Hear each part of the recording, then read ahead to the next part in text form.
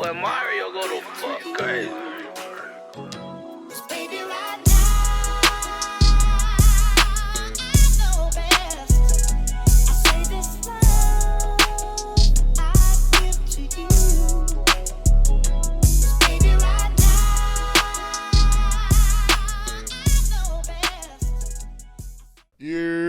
You already know, man. It's going down again, man. It's Fat Nasty Podcast. That's right. I'm one half of the Belly Gang boys. Let me put my belly on your butt, you heard? And we're full effect tonight. It's Friday night. You be anywhere else in the world. Before you do anything, go like, subscribe, repost, comment, tell a friend, say some bad stuff, say some good stuff. You know what I'm saying? Just have fun with us.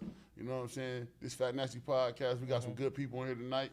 It's Friday night in the 8. They ain't even got to pull up on us. They came to kick it, man. We came to have a little fun. We're going to talk about a lot of stuff, man. And it's springtime. Springtime. Yeah. Still kind of cold, though. Atlanta be on his own time. Yeah, Atlanta be on fake cold. It was Easter Sunday. It rained the day before that. Then it was just nice on Sunday. You know what I'm saying? But we got some dope individuals here tonight, man. We're going to kick it off with my boy JMO. He back again for the second time, man. What's up, man? Introduce yourself, man. Tell them everything about you, man. You know hey, man. JMO, man. Artist, former NFL linebacker.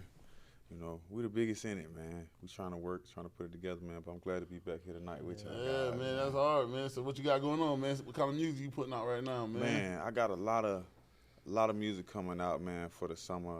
Switching up the vibe, man. We created a new style. We got Afro Trap coming out. You know, it's a mixture of just my background roots from Ghana and just being from Atlanta. So I'm mixing the two, still keeping that East Atlanta sound with it, but just pushing a new little wave, positive vibes, and just different frequencies with the music. So that's hard. Yeah, we so got. You played in the NFL. How long you got them folks? Yeah, man, I got them for 4 years, 5 years. 5 years. Yeah, Best times of your life. How was it? It was lit. I ain't gonna even lie. It was dope. I enjoyed every moment of it. Some of it was stressful. Most of mine was like stressful, like outside of the game. You know what I'm saying? But inside the game, it was nothing. That was what I was meant to do. You know what I'm saying? At that moment in my life. Right. Yeah. That's hard. But that's just being a kid and just doing that's got to be dope. You know what I'm saying? Bro, you got a memorable moment, like one of your best moments in the league, like a game or something like that? I think, every game, you're going to have a good game and ball. Like, I was just a baller since I was young.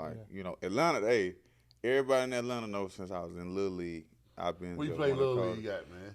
I played with North Henry. Okay, I know about North Henry. I played at DYJ at first, and I went to North Henry. I know about both of those. Man, North Henry was the coldest. Y'all know that. North Henry's hard. Hey, they watching this interview. They know who I North Henry. Nah, they was the coldest, but they had a lot of structure, man. Dope part, still good. But I think my most memorable moment is really when I walked in the locker room. Like when I was playing in Denver, I was with probably some of the greatest football players that ever played a game. I was with Von Miller, Pac-Man Jones, rest in peace to my dog, Demaryius Thomas, Emmanuel Sanders, DeMarcus Webb was in and out the locker room. Yeah. Shit, Peyton Manning was there. Well, he was there, but he came in and out. He was gone before I was there. That's crazy. Shit, Flacco. Yeah. Bro, I can name them some alone, crazy Von names. Wow. Miller, that's just Becko. crazy. Yeah, I played with a lot of Bradley Roby, Akeem Talib, Chris Harris. Hey. Played with some boys. Yeah. That's real. That's hard. And them some dogs, too. All them dogs. Yeah. That's hard. Ward, TJ Ward. Hey, bunch of them. Played with some cats, like Hall of Famers. So who would be your top 5 DBs? Top 5 DBs? Yeah. All time? Yeah, all time, top 5. Y'all gonna kill me. Look. Look. I'm gonna just go top 3 real quick. All right, go ahead. Charles Woodson. I'm gonna give Charles Woodson. Asante Samuel's cold, and then I'm gonna give it to. I'll give it to prime time. Okay. I was about to say, You know, leave prime out there. I'm talking about stats though. If you go real stats and you really go look at the stat. Now prime time was cold because Prime got his jacket. You just never looked that way. Yeah, you never looked that way. You know he had the but show. He made that reputation. He made that reputation. Right. So his was kind of like lights out. But if you look at like real Asante Samuel and folks like that.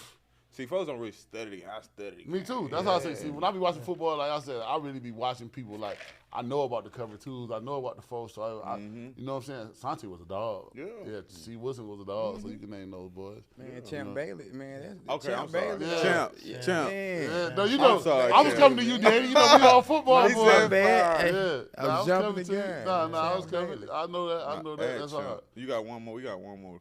Champ. That's 4. Go ahead. They gonna be mad at you. Oh, they about to be They pissed gonna at be me. mad at you. And then y'all pick y'all number 5, man. Don't blame it on me. Didn't make the list. You did, man. Don't be pissed. Don't be pissed. Right. Don't do it. I feel you. That's hard. That's hard. So, man, we got another individual here tonight, man. This is my boy, man. I've been knowing Danny for a minute. He low key, he like Bill Nye the Science Guy. You looking around like, yeah, man, you know, I be doing all this, doing that. So Danny hard, man. Danny from Atlanta too, man. So Danny, introduce yourself, man. Tell me your IG and what you be doing, man. Dannon, born and raised in Atlanta, man. Got a brand called the Daily Hustle 365. Came up with that brand because, you know, everything that I do, I call it a hustle. Right. And I'm doing it every day. So me researching, me helping somebody, me putting a play together for somebody, it's a hustle. Mm-hmm. So during the pandemic, man, I kind of got deep involved in actually doing that and becoming I always been a consultant, right. You know, with the work that I did for, you know, government or whatnot. Right. But I extended it during the pandemic. Right. You know, became to me the most knowledgeable consultant, because I ain't just giving nobody information that I read on the internet. Nah, I done tried this.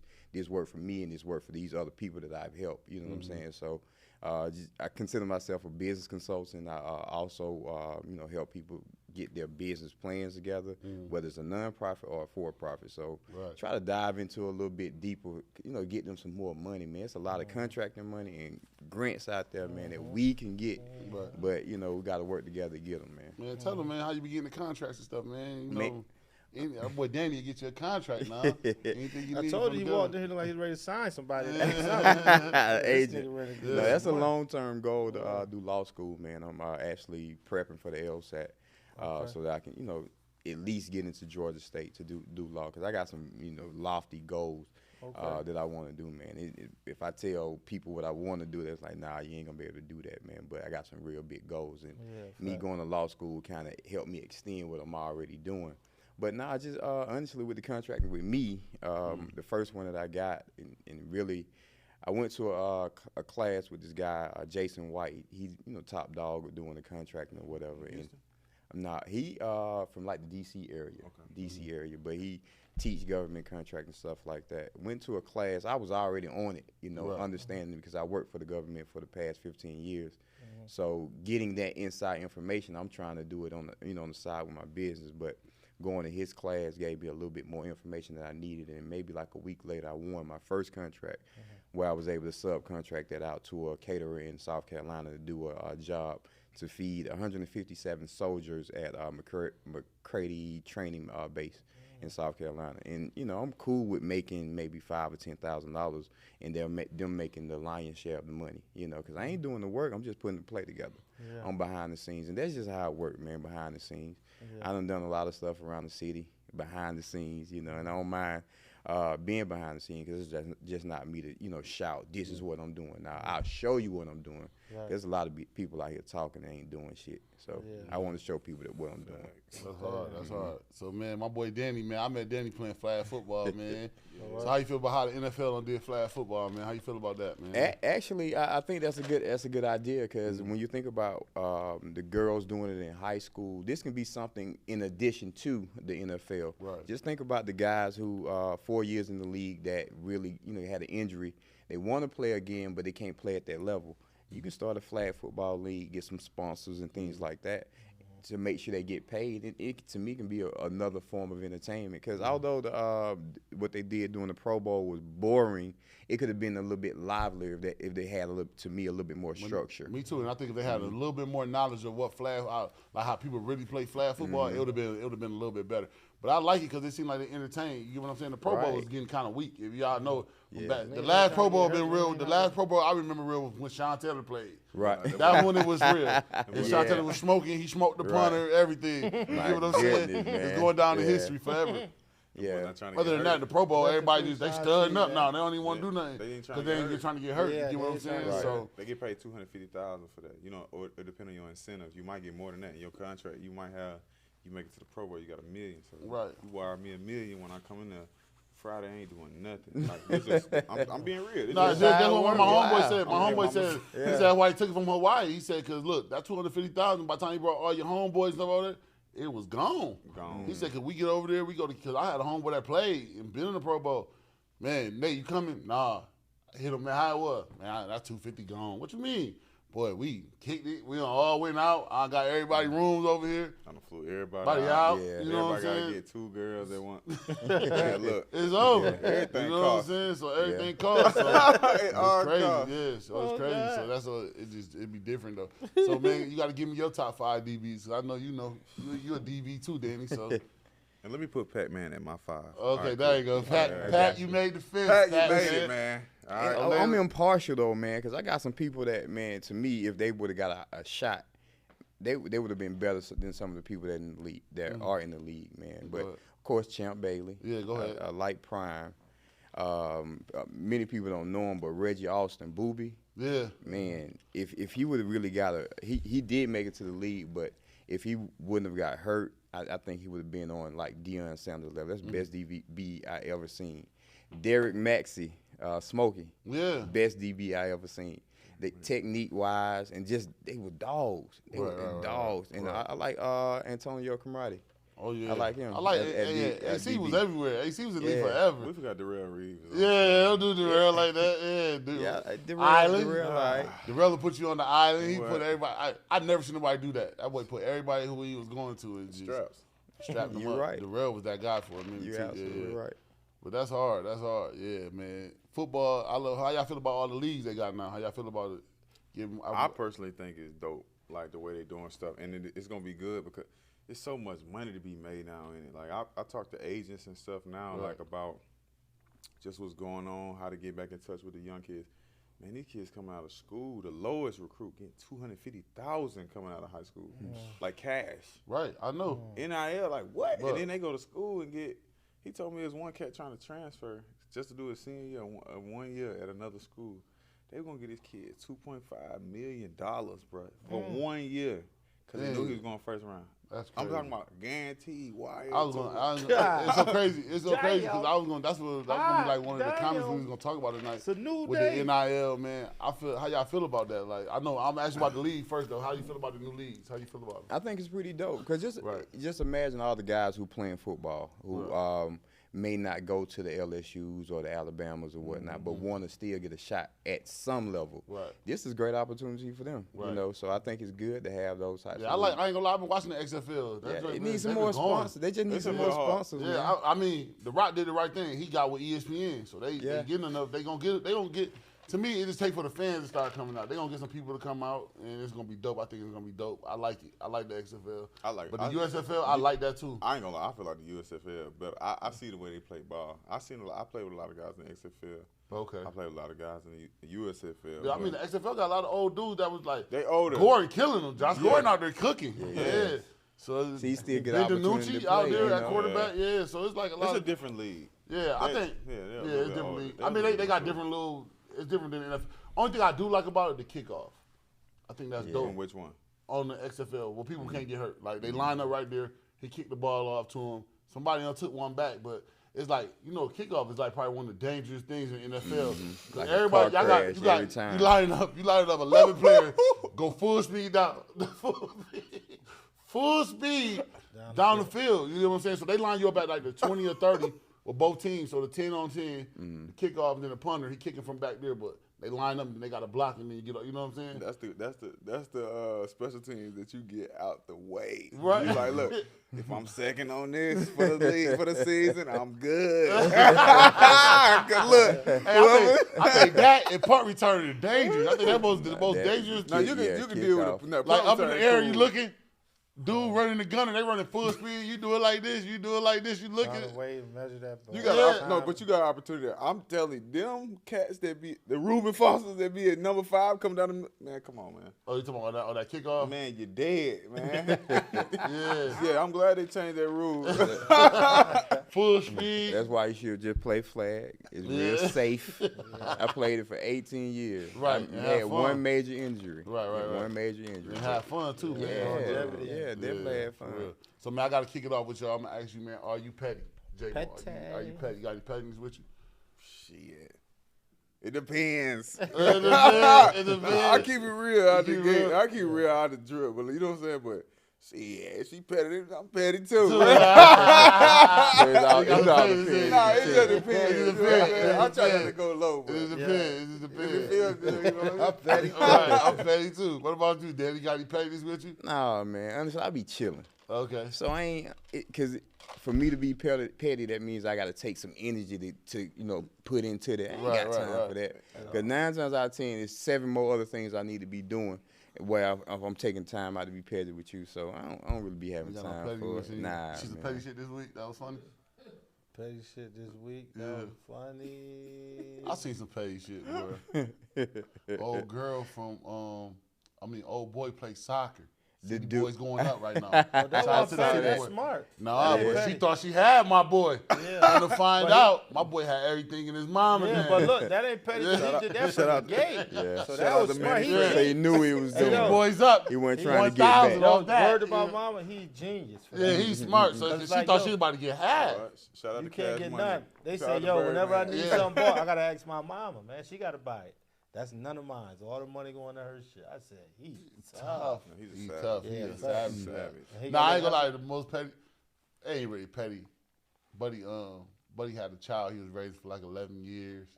Come to find out, he looked through his girlfriend's phone. That's why niggas should look through them phones. He looked through the phone. Come to find out, the baby wasn't his. He put everybody out, even the son. That's bad. That's bad. I mean, 11 years?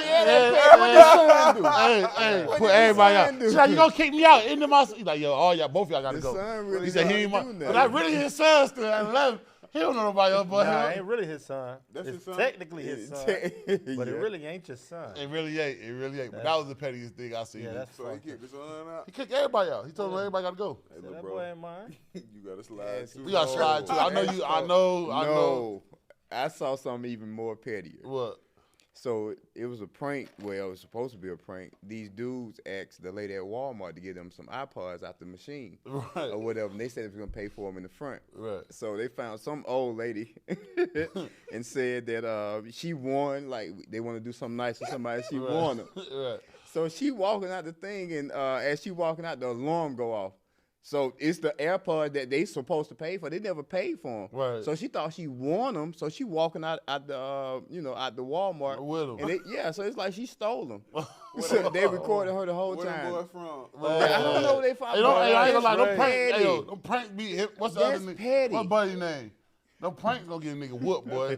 I seen one dude do Boosie wrong, but come to find out he really a black dude. Shout out to him. Black. He black, but he I was calling just Boosie a found boy. Yeah, he walk up to you like, He hey, got hand me that, he boy. got the overalls on. He like, hey He boy. dressed like a Oh, I redneck know you with the- talking He like, hey about. boy, grab me the what's that White word? So Boosie Dolomite. with his Yeah, homeboy White and Dolomite. shit. Dolomite, Yeah, White yeah. Dolomite. He look like a white boy though, but he just Yeah. did off the porch. Shout out, he just did Dirty Yeah, Glove sound White Bastard. Dolomite. He like, man, I'm a black dude for real. Like he smoking and all that. He like, but you know that he said it's a prank, but Boosie ain't looking like because he got overalls on. He like a straight hillbilly. He like, hey They boy. snuffed him out though. Yeah, they jumped on, they fought and all that shit. He like, hey boy, give me that shit off the top. He was in the hood doing that Yeah. too.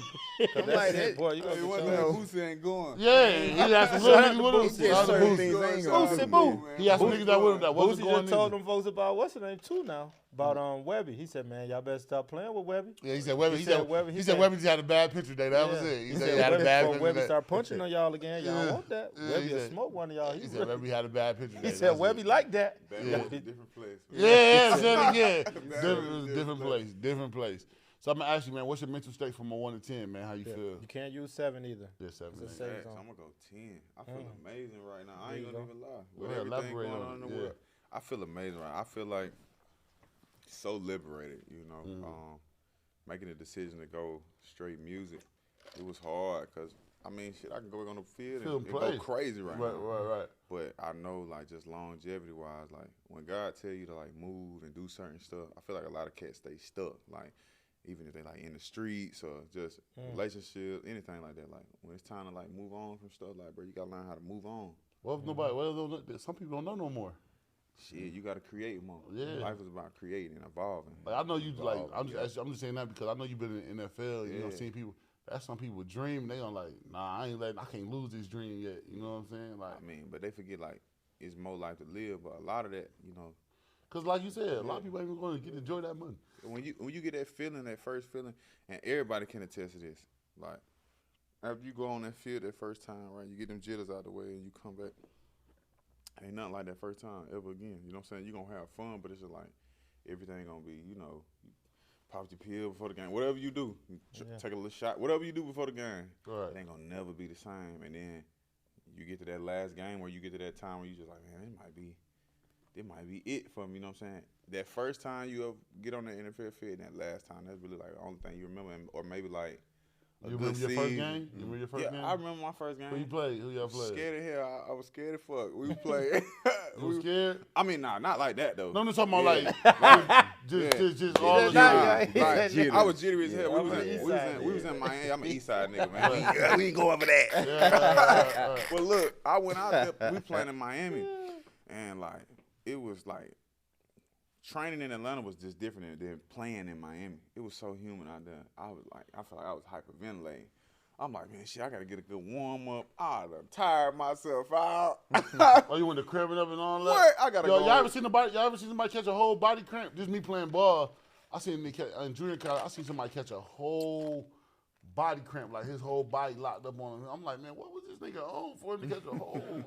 But like you said, like sometimes that weather be switching up on you, bro, and it be different. But them linemen, you like a tackle in the league. Yeah. So niggas your size, man, you see them lock up, man, you better go the other way. Ain't nobody gonna be able to get them up but the trainers. Wow. Yeah. And they ain't big that enough dead, to get that's them dead. You might have the 300, teammates get them 300-pound dead weight. Man, that's crazy. They out there with all that what's your name on. I love it, but I don't miss that. I like being cool. I ain't gonna lie. This is my first year. Really? Yeah, because you played in the USFL last year, didn't you? How was that? That was dope.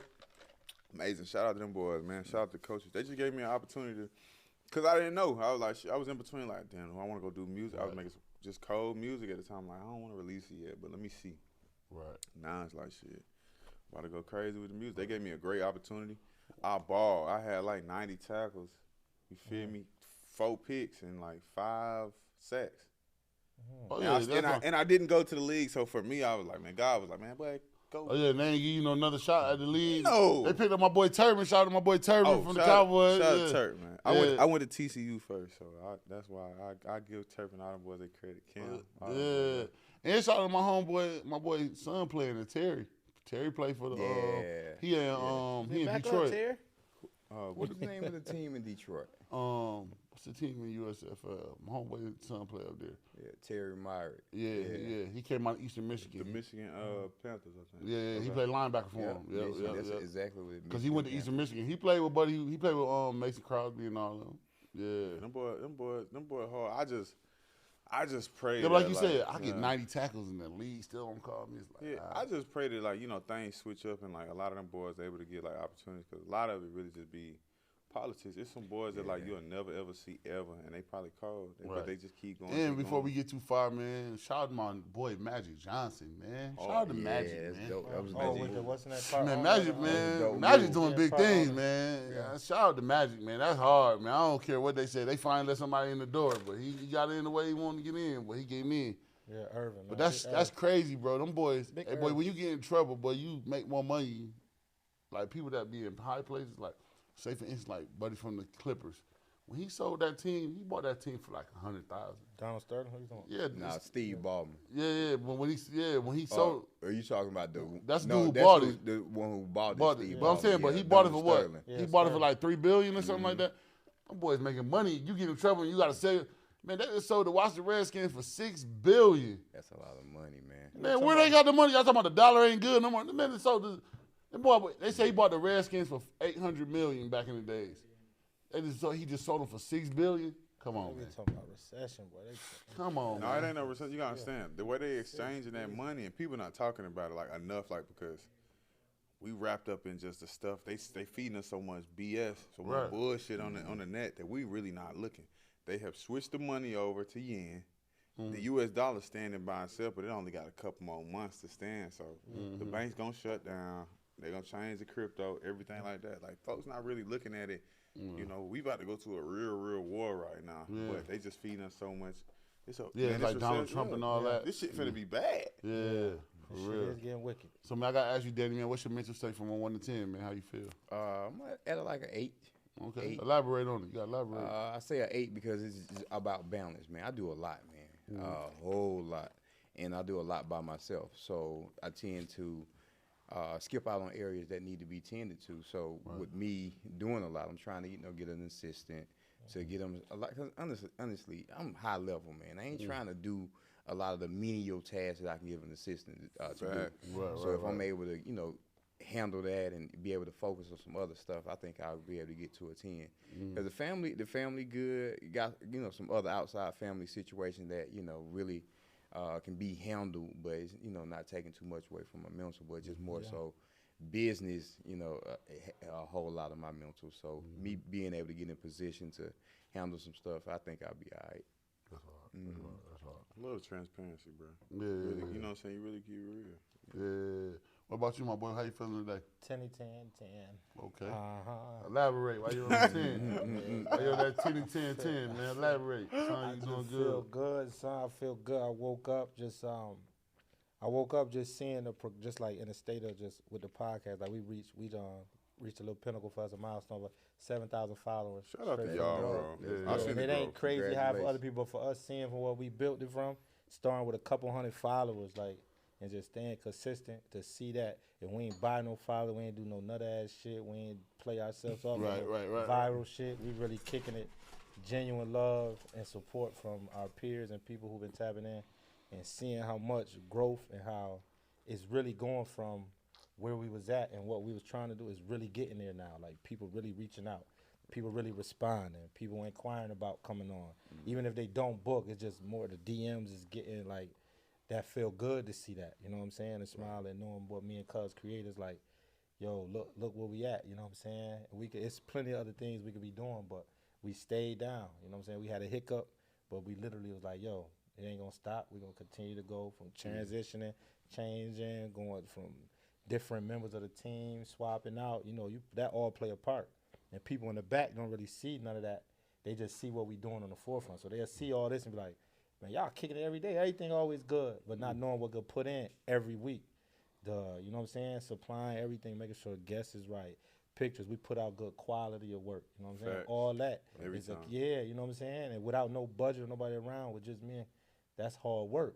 And to be able to still smile and make it look good for y'all and still maintain our regular lifestyle, that's real. And I felt good. I woke up on this Friday, like, not saying I just be waking up crazy or not, or feeling of what I really woke up like, dang, we working, like, and it feel good, like we progress. We ain't in the same space, regardless if it's 2 extra followers, like we getting them and they coming day to day. Like, we got like, yo, once we reached the 700, it was like, 7,000. It was like, okay, we reached 7,000.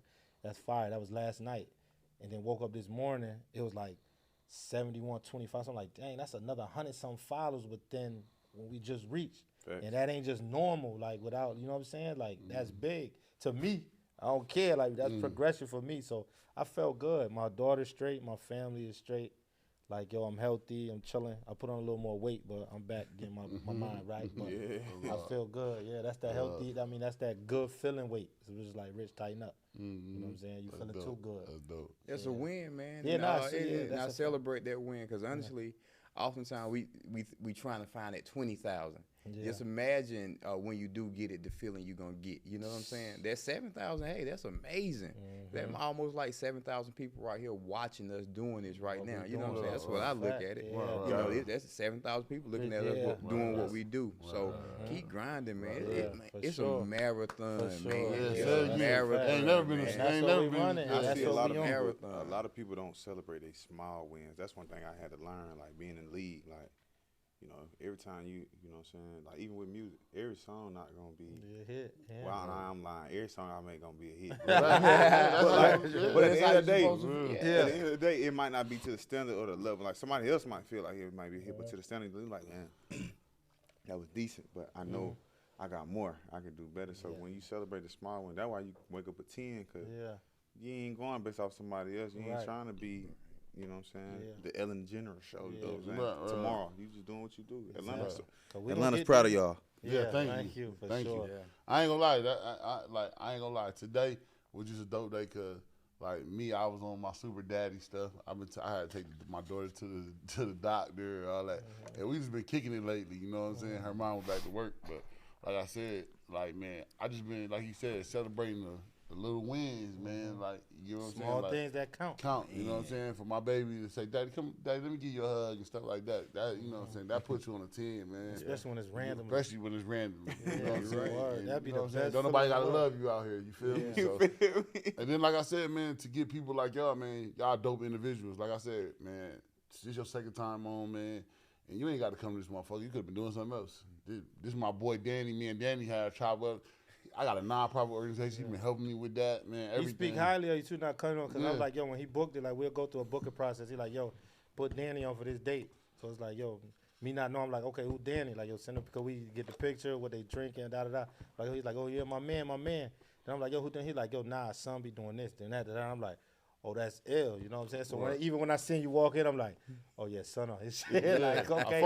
And then to sit down, and then you still, like, from just hearing about it, you'll be like, okay, he's straight. Like, you're not saying you taking away from your business. Like, you own your business, but then you still a humble and cool guy. Right. You know what I'm saying? Certain people be strictly and be like, all right, this is what I just got to put on for what I'm doing. Weirdos. It's like, you came in real West Side, like, cool. Before we off the camera, I he let you know. respect He it. let I you know can about feel the Philly, energy. Yeah, he let you that's know about hard. the West Side, 'cause That's he a real what, dude. that's what, and that's You know what's what I'm saying? needed, though, because we real people. And it's like, yeah, I can Right. still handle my business and do this Right. with this suit or whatever I got on and do that.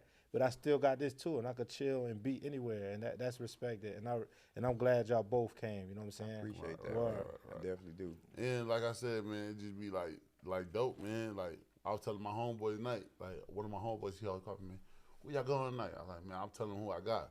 He like, man, you be knowing everybody, man. You and cuz. I'm like, man, it be crazy because, bro, like, man, me and Danny go back so far. I had this little nephew on my little league football team. And now he in the Army, grown up. And it's like, and then our whole crew just like, you know what I'm saying? I've been knowing these boys forever. And that's like my other family. You get what I'm saying? So, like I said, always be love. Like, you know what I'm saying? And Jay, like, You know, it's just crazy. We locked in. Like, I be seeing my boy, and I be like, damn, Jay doing this thing. I'm like, that nigga really on his arm. Stay showing love. That's another person who been, because, you know, I go through with the likes, definitely like. I'm like, okay, consistent with it. Because somebody will come on the show and be like, all right, which I don't really be tripped, but then to see somebody still in tune, it's like it wasn't just for the opportunity of the platform, which I ain't mad at that, because sometimes you just come to do what you need to do, cool. But to still gravitate and rock, that means something. Like I said, them 7, I'm peeping. So all them little small, them like, that means something. You know what I'm saying? It's like, all right, I appreciate you. I feel like this, man. I tell all my partners, the only thing I ever ask from people, you know, like, because I've been in a position to help everybody, help the family, everybody. Only thing I ever ask, like, my job, my purpose is to be a giver. You know what I'm saying? If they use it or they abuse it a certain type of way, that's on you. But God sent me here for a certain purpose, like to help people, because, you know, I feel like I done been here before. Like, I done did all this, and in the past 10 years, I've lived a life of 1,000 men. You know what I mean? For like, real. Bro, I ain't gonna lie, bro. I grew up wanting to go to the NFL. You done did it. A lot of young men dream of that. Right. Dope. And to be able to do that and transition and move on with the stuff that I've... And comfortable. Yeah. And you comfortable about it. Healthy, you know what I'm saying? too. Like, you know, some people be like, man, you know what, man? I ain't leaving that shit. I love this shit. You know what I'm saying? Because they don't really find their true self. See, me, I was blessed in college to find myself. Like, it was bad because I had a coach that really, like, he wouldn't let me shine on the field. I was cold to hell. But he wasn't letting me shine. But it was cool, though, because eventually, like, I learned, like, I separated the personality. Because when you from Atlanta, you from the East Side, you from the West Side, like, it's like, bro, that come with it. Yeah, I'm that dude. It come with chill. I've been going to get dogs my whole life. I've been cold my whole life. Right. So, I ain't gonna lie. You know what? Bro, for me to be out here this is about to be my 18th year, bro. And like watching y'all little league football, going to y'all high school football games and all that. I remember when I was at Clark, I wanted to see Cam Newton. Cam Newton, my side, playing quarterback. This nigga, I'm a lineman. This nigga Cam Newton playing quarterback. This nigga in high school, this nigga walking around like a, you know what I'm saying? So just to see shit like that, bro, like, this shit be different down here. But you got 6-year-old kids and shit now to do ladder drills and shit like y'all laughing. Like, I'm watching this, like, ask him. He love coming out there and watching my man. Listen, man. We got kids you got kids out here play 3-4 sports and be dogs in all 3 of them. Anthony Edwards. Dog. He was the basketball, but the coolest dude ever. Though. Right. But football. I coached at Adamville. I was doing the 8 and under. He played remember 10 he played. and under. He His played last 10 year, and under. 12 was 12 under with Tim. But it's like every time he touched the ball, He go to the house. touchdown, and you knew he was going to the NFL. But when he hurt his ankle. middle school, and he started playing basketball. But he always played basketball. And when I saw him in high school, I'm like, wow, this that same little dude that was the running back doing this thing, you know. And I thought it was dope that he was able to transition to another sport and still be even better. Still. I like him. I just played against LeBron James the other day. Like, you know what I'm saying? Like, you sitting here, bro, you say Peyton Manning, DeMarcus Ware. I'm a Dallas Cowboy fan. DeMarcus Ware was a nigga. When we got him from Troy, I'm like, this nigga is a grown man. Bro, I was in practice just shocked, bro. Like, a lot of experiences that I've had in life, a lot of people that I met. Like, Demaryius Thomas, I remember going to Georgia Tech. Demaryius Thomas got the golf cart tied around him and pulling that joint down the field. Working out. They talking about all baby can do is run a 9 and an 8, and then he gets to the NFL, he's still cooking. Right. Like, I remember that was one of some of my experiences being in Atlanta. Like, that was dope. Like, one of my coaches was like a trainer. I remember going up there watching that boy tie that golf cart around him and pulling it. He showed me how to be a man in the league. Shout out to Baby, man. That's shout out to Baby. I ain't gonna even lie. He showed me how to be a man in the league. I remember my first year, when you undrafted and whatnot, you ain't really got a lot of paper. Like, they don't talk about this side of the league. You ain't got a lot of paper. And Baby made sure I had paper. He introduced me to Young Dolph. Like, he gave me a whole different experience of life. Like, I met a lot of cats. Kinda like, took your big bro. Yeah, spirituality. My dad was in prison. My brother was in prison when I was in the league. So Baby, like, when I came, I was a little wild, but he took me under his wing and like showed me how to like maneuver in the league. Like, showed me how to deal with everybody. Like, R.I.P. to my boy, man. But like, for real. He showed me the way, bro. He ain't no fake stuff, no fake kicking, like. And that's rare in the league. Like, when you got that money, it's always fake shit. But, like, he really kept it real. Everybody can say that about him. Like, and that's the same on, our level, man. That's me. I tell people, man, I've done a lot of free stuff for people that have made more of an impact than people that, get paid to do it. Right. And when I say put plays together for people from start to finish, this is what you need to do. Do this. And they ain't ask for no money at the end of the day. But, they thriving now. Mm-hmm. I know my blessing's gonna come at the end, on the back end, because I know the stuff that I know, the knowledge that I don't gain, and the credentials that I have, man. I'm a millionaire already. You know what I'm saying? Put the play I got together. the currency right now. You know what I'm saying? That's why they call me. My phone's when I say I stay busy, because I have people that I need to know how to do X, Y, and Z, and I know one person that know how to do it. I'm gonna call them. Right. My phone stay busy for that reason. And shoot, I hope I ain't letting nobody down, Right, that's real. That's a blessing, though. But we be needing that in our community, man. I see a lot of cats, like, just from the streets, just everywhere. Like, we be so damn selfish with each other when it just be like, bro, like, it's just different communities. You look at the Africans, you look at the everybody like that. Like, everybody really, like, has this on their own operation, their own system that they work together. But us, like, we be so traumatized, like, oh, bruh finna run off on me. He finna do this. That it just be like, it mess up the business. But if we really gonna have to start working together, because the economy is about to change, and the women are winning in the black community right now because they working together.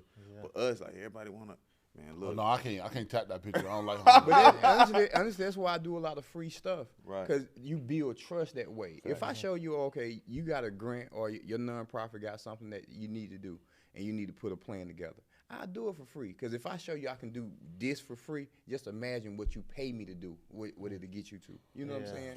It's a lot of money out there. Tell them, man. Tell them this, man. Tell them what they gave back. Tell them about how much money it was that you said they gave back. With the, what was it called? I think it was it was under the American Recovery Act or whatever, but it was like $40,000 that was given to businesses. But you just had to write what your business do. It's just a little basic information about your business. And that's $40,000 you can get free money. A new business? Yeah. No, well, this was like last year when they was doing it or whatever. But he ended up calling me, telling me like, man, look, man, we just had to get back he's like, man, the state had to get back like $4 million because nobody got it. But see, the thing about that is, you know what I'm saying? that's when they pass these bills, when the president signed a budget in place, these bills.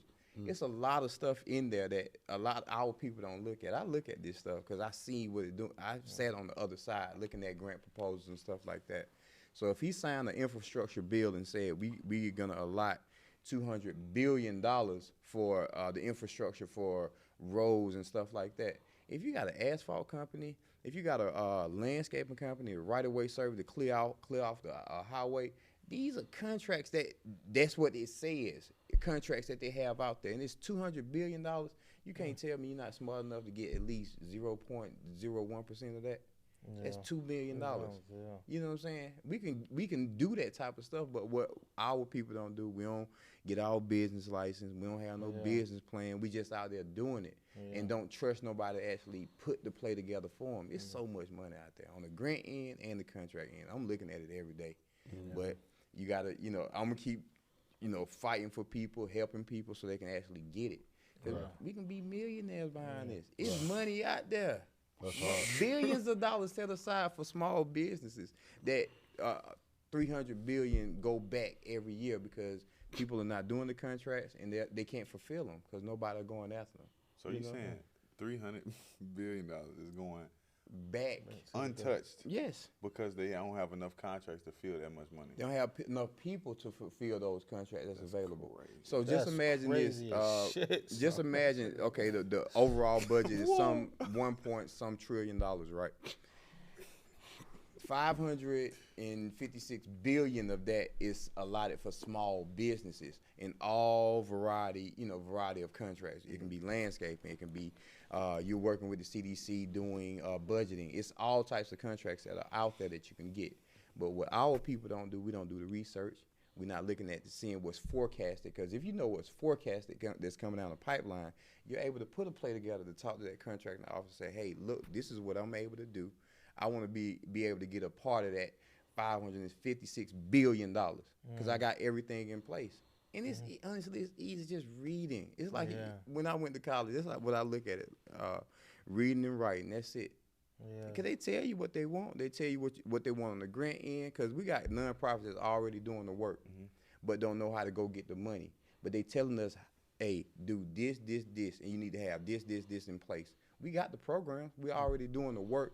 Why not put somebody in place to go get the money? A lot of grant writers or technical writers for nonprofits are failing at nonprofits because this money is out here.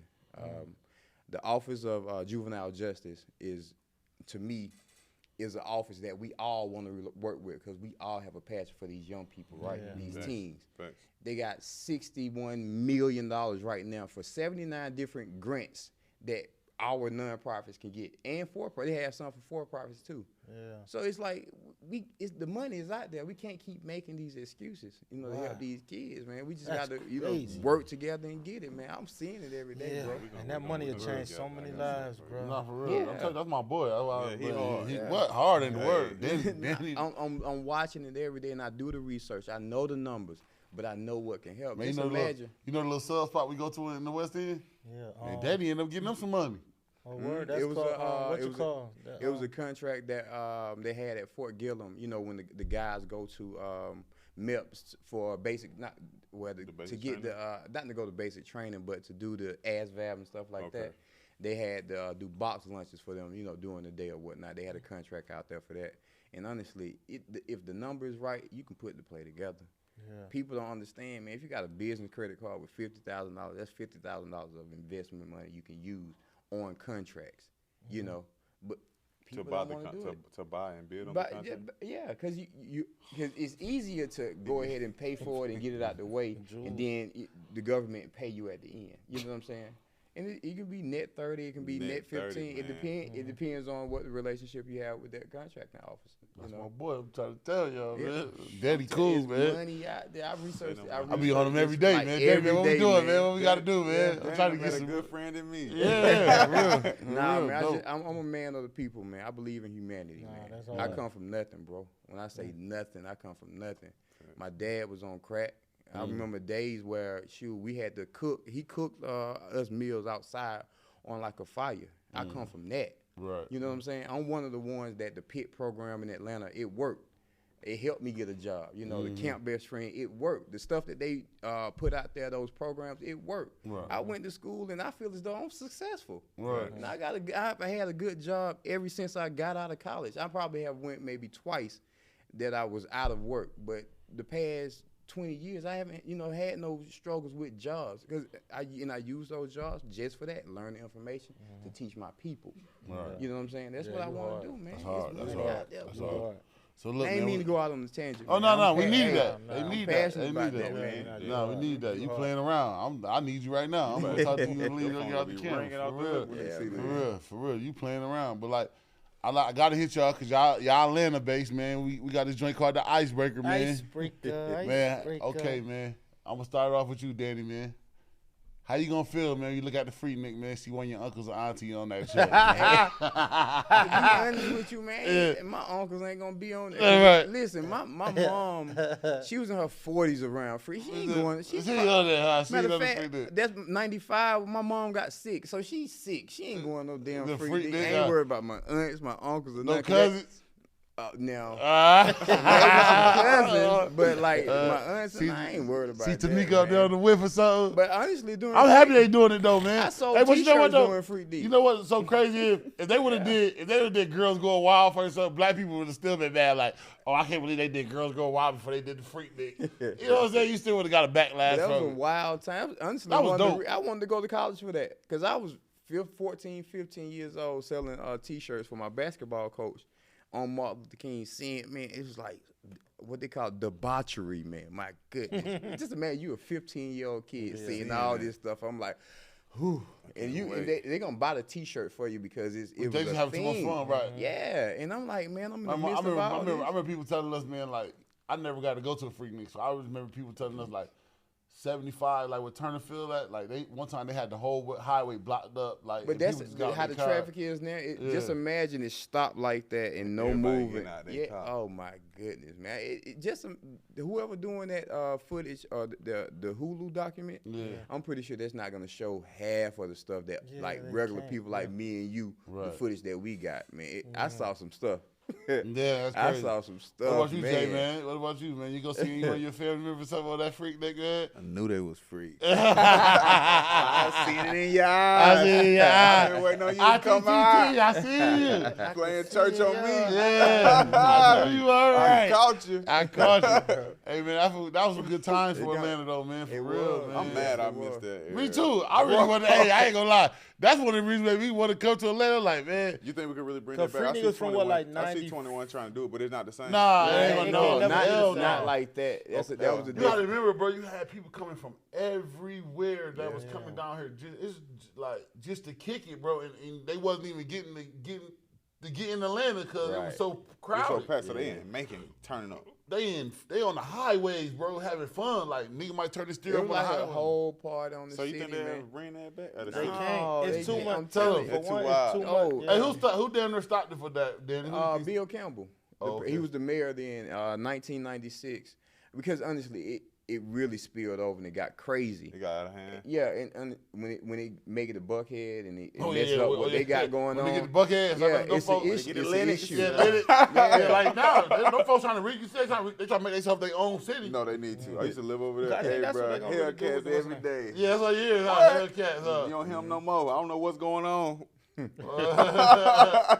They tell it. Yeah, it really. So he was the dude that stopped it. Yeah, he really didn't stop it. They put a lot of restrictions, so they shut down a lot of streets. So you're not gonna go through a lot of riffraff to get to where you're going. So it just died down over the years. And I want to say like '97 when that was pretty much it. It was ghost time. It really wasn't no. Yeah, I see everybody trying to. Because when I first got back to Clark, they tried to do it. Yeah, they tried to do it in the AUC. It's just too many restrictions. It wasn't like too many restrictions. Them folks was fucking on the highway and shit like that. Crazy, man. You saw that cop had them cheeks spread over. I did.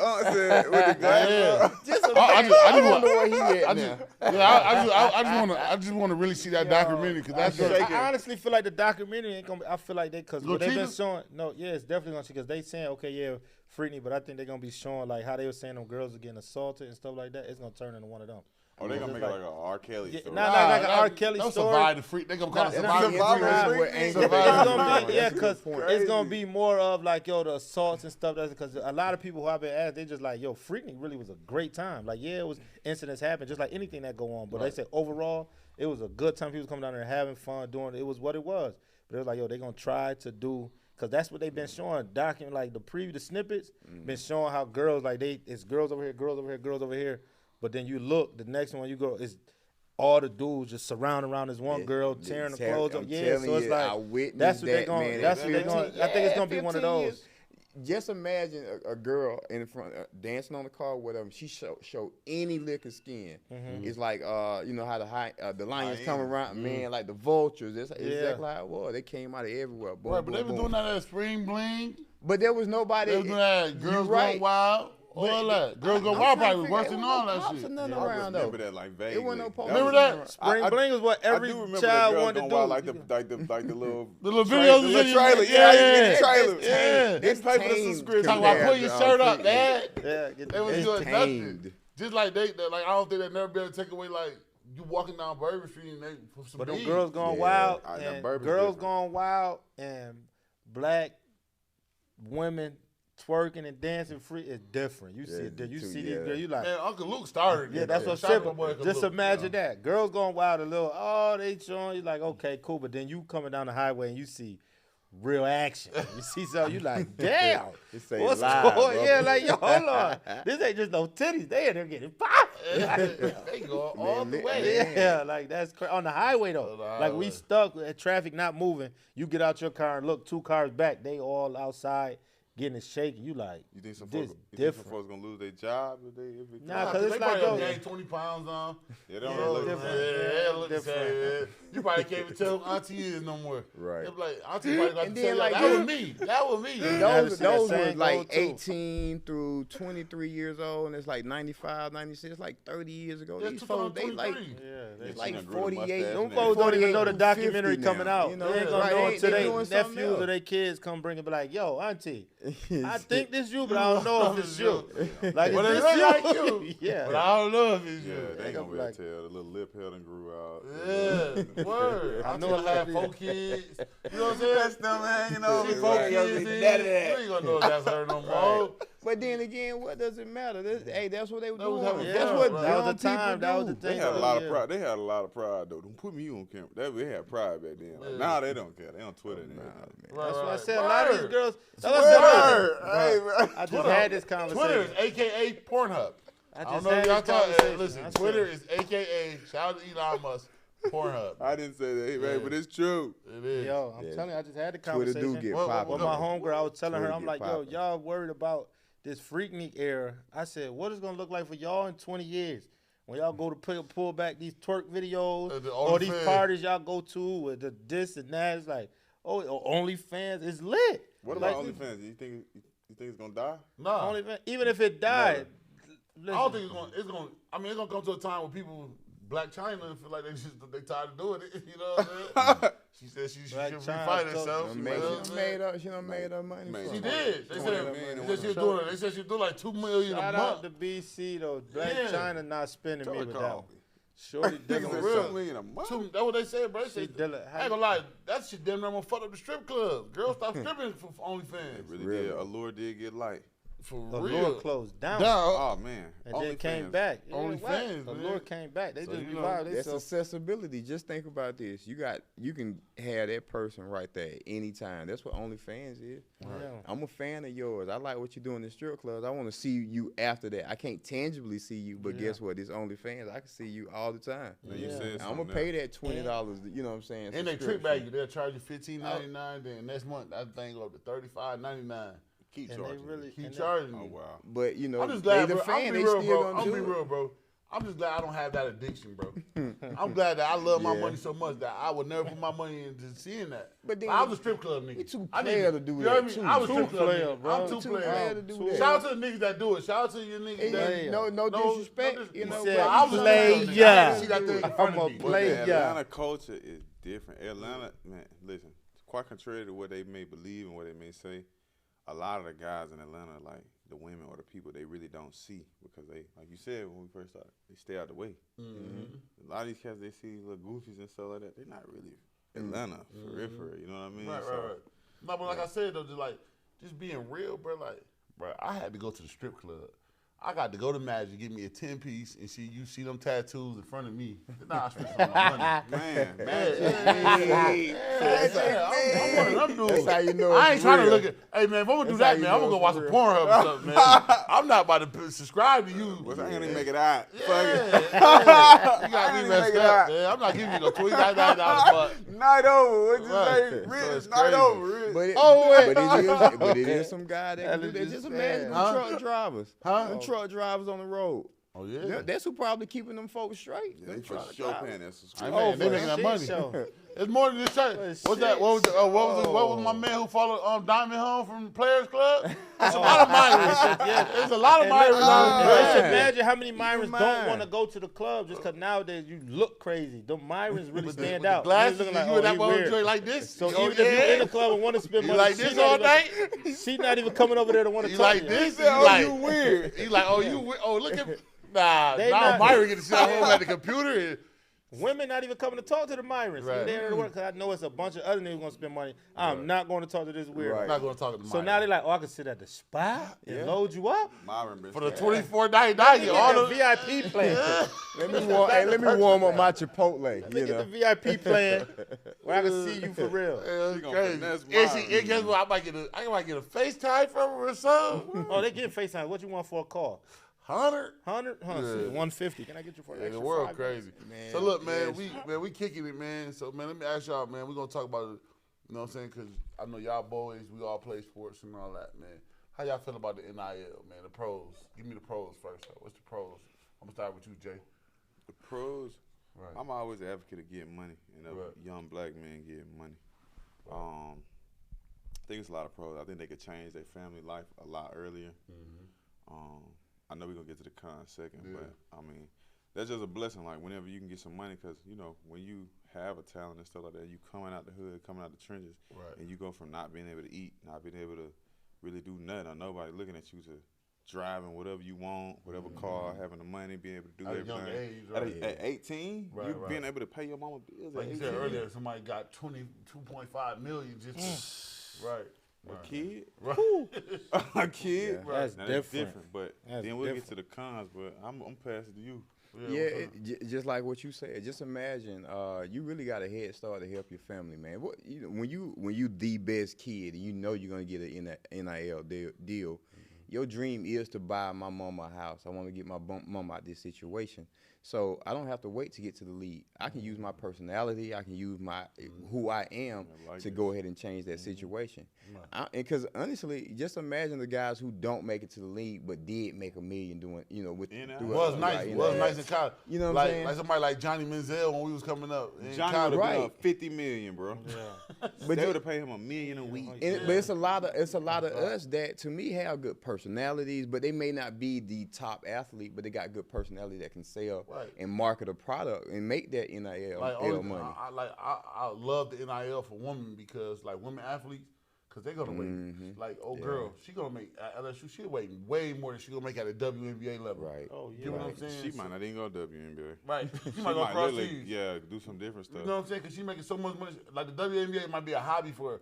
Like I feel like that's something that like the NIL can help out. Or like some dudes that was real nice in college and get a shot at the NFL, but they made so much money in the NFL. You get what I'm saying? Yeah, in the Like you got college. people that like back then, like we was coming up, like Maurice Claret got penalized for it. You know what I'm saying? Yeah, Like, Reggie it Bush, took a lot of people away once they Tired found out. early. Yeah. Reggie Bush, one of the best college football players we ever seen.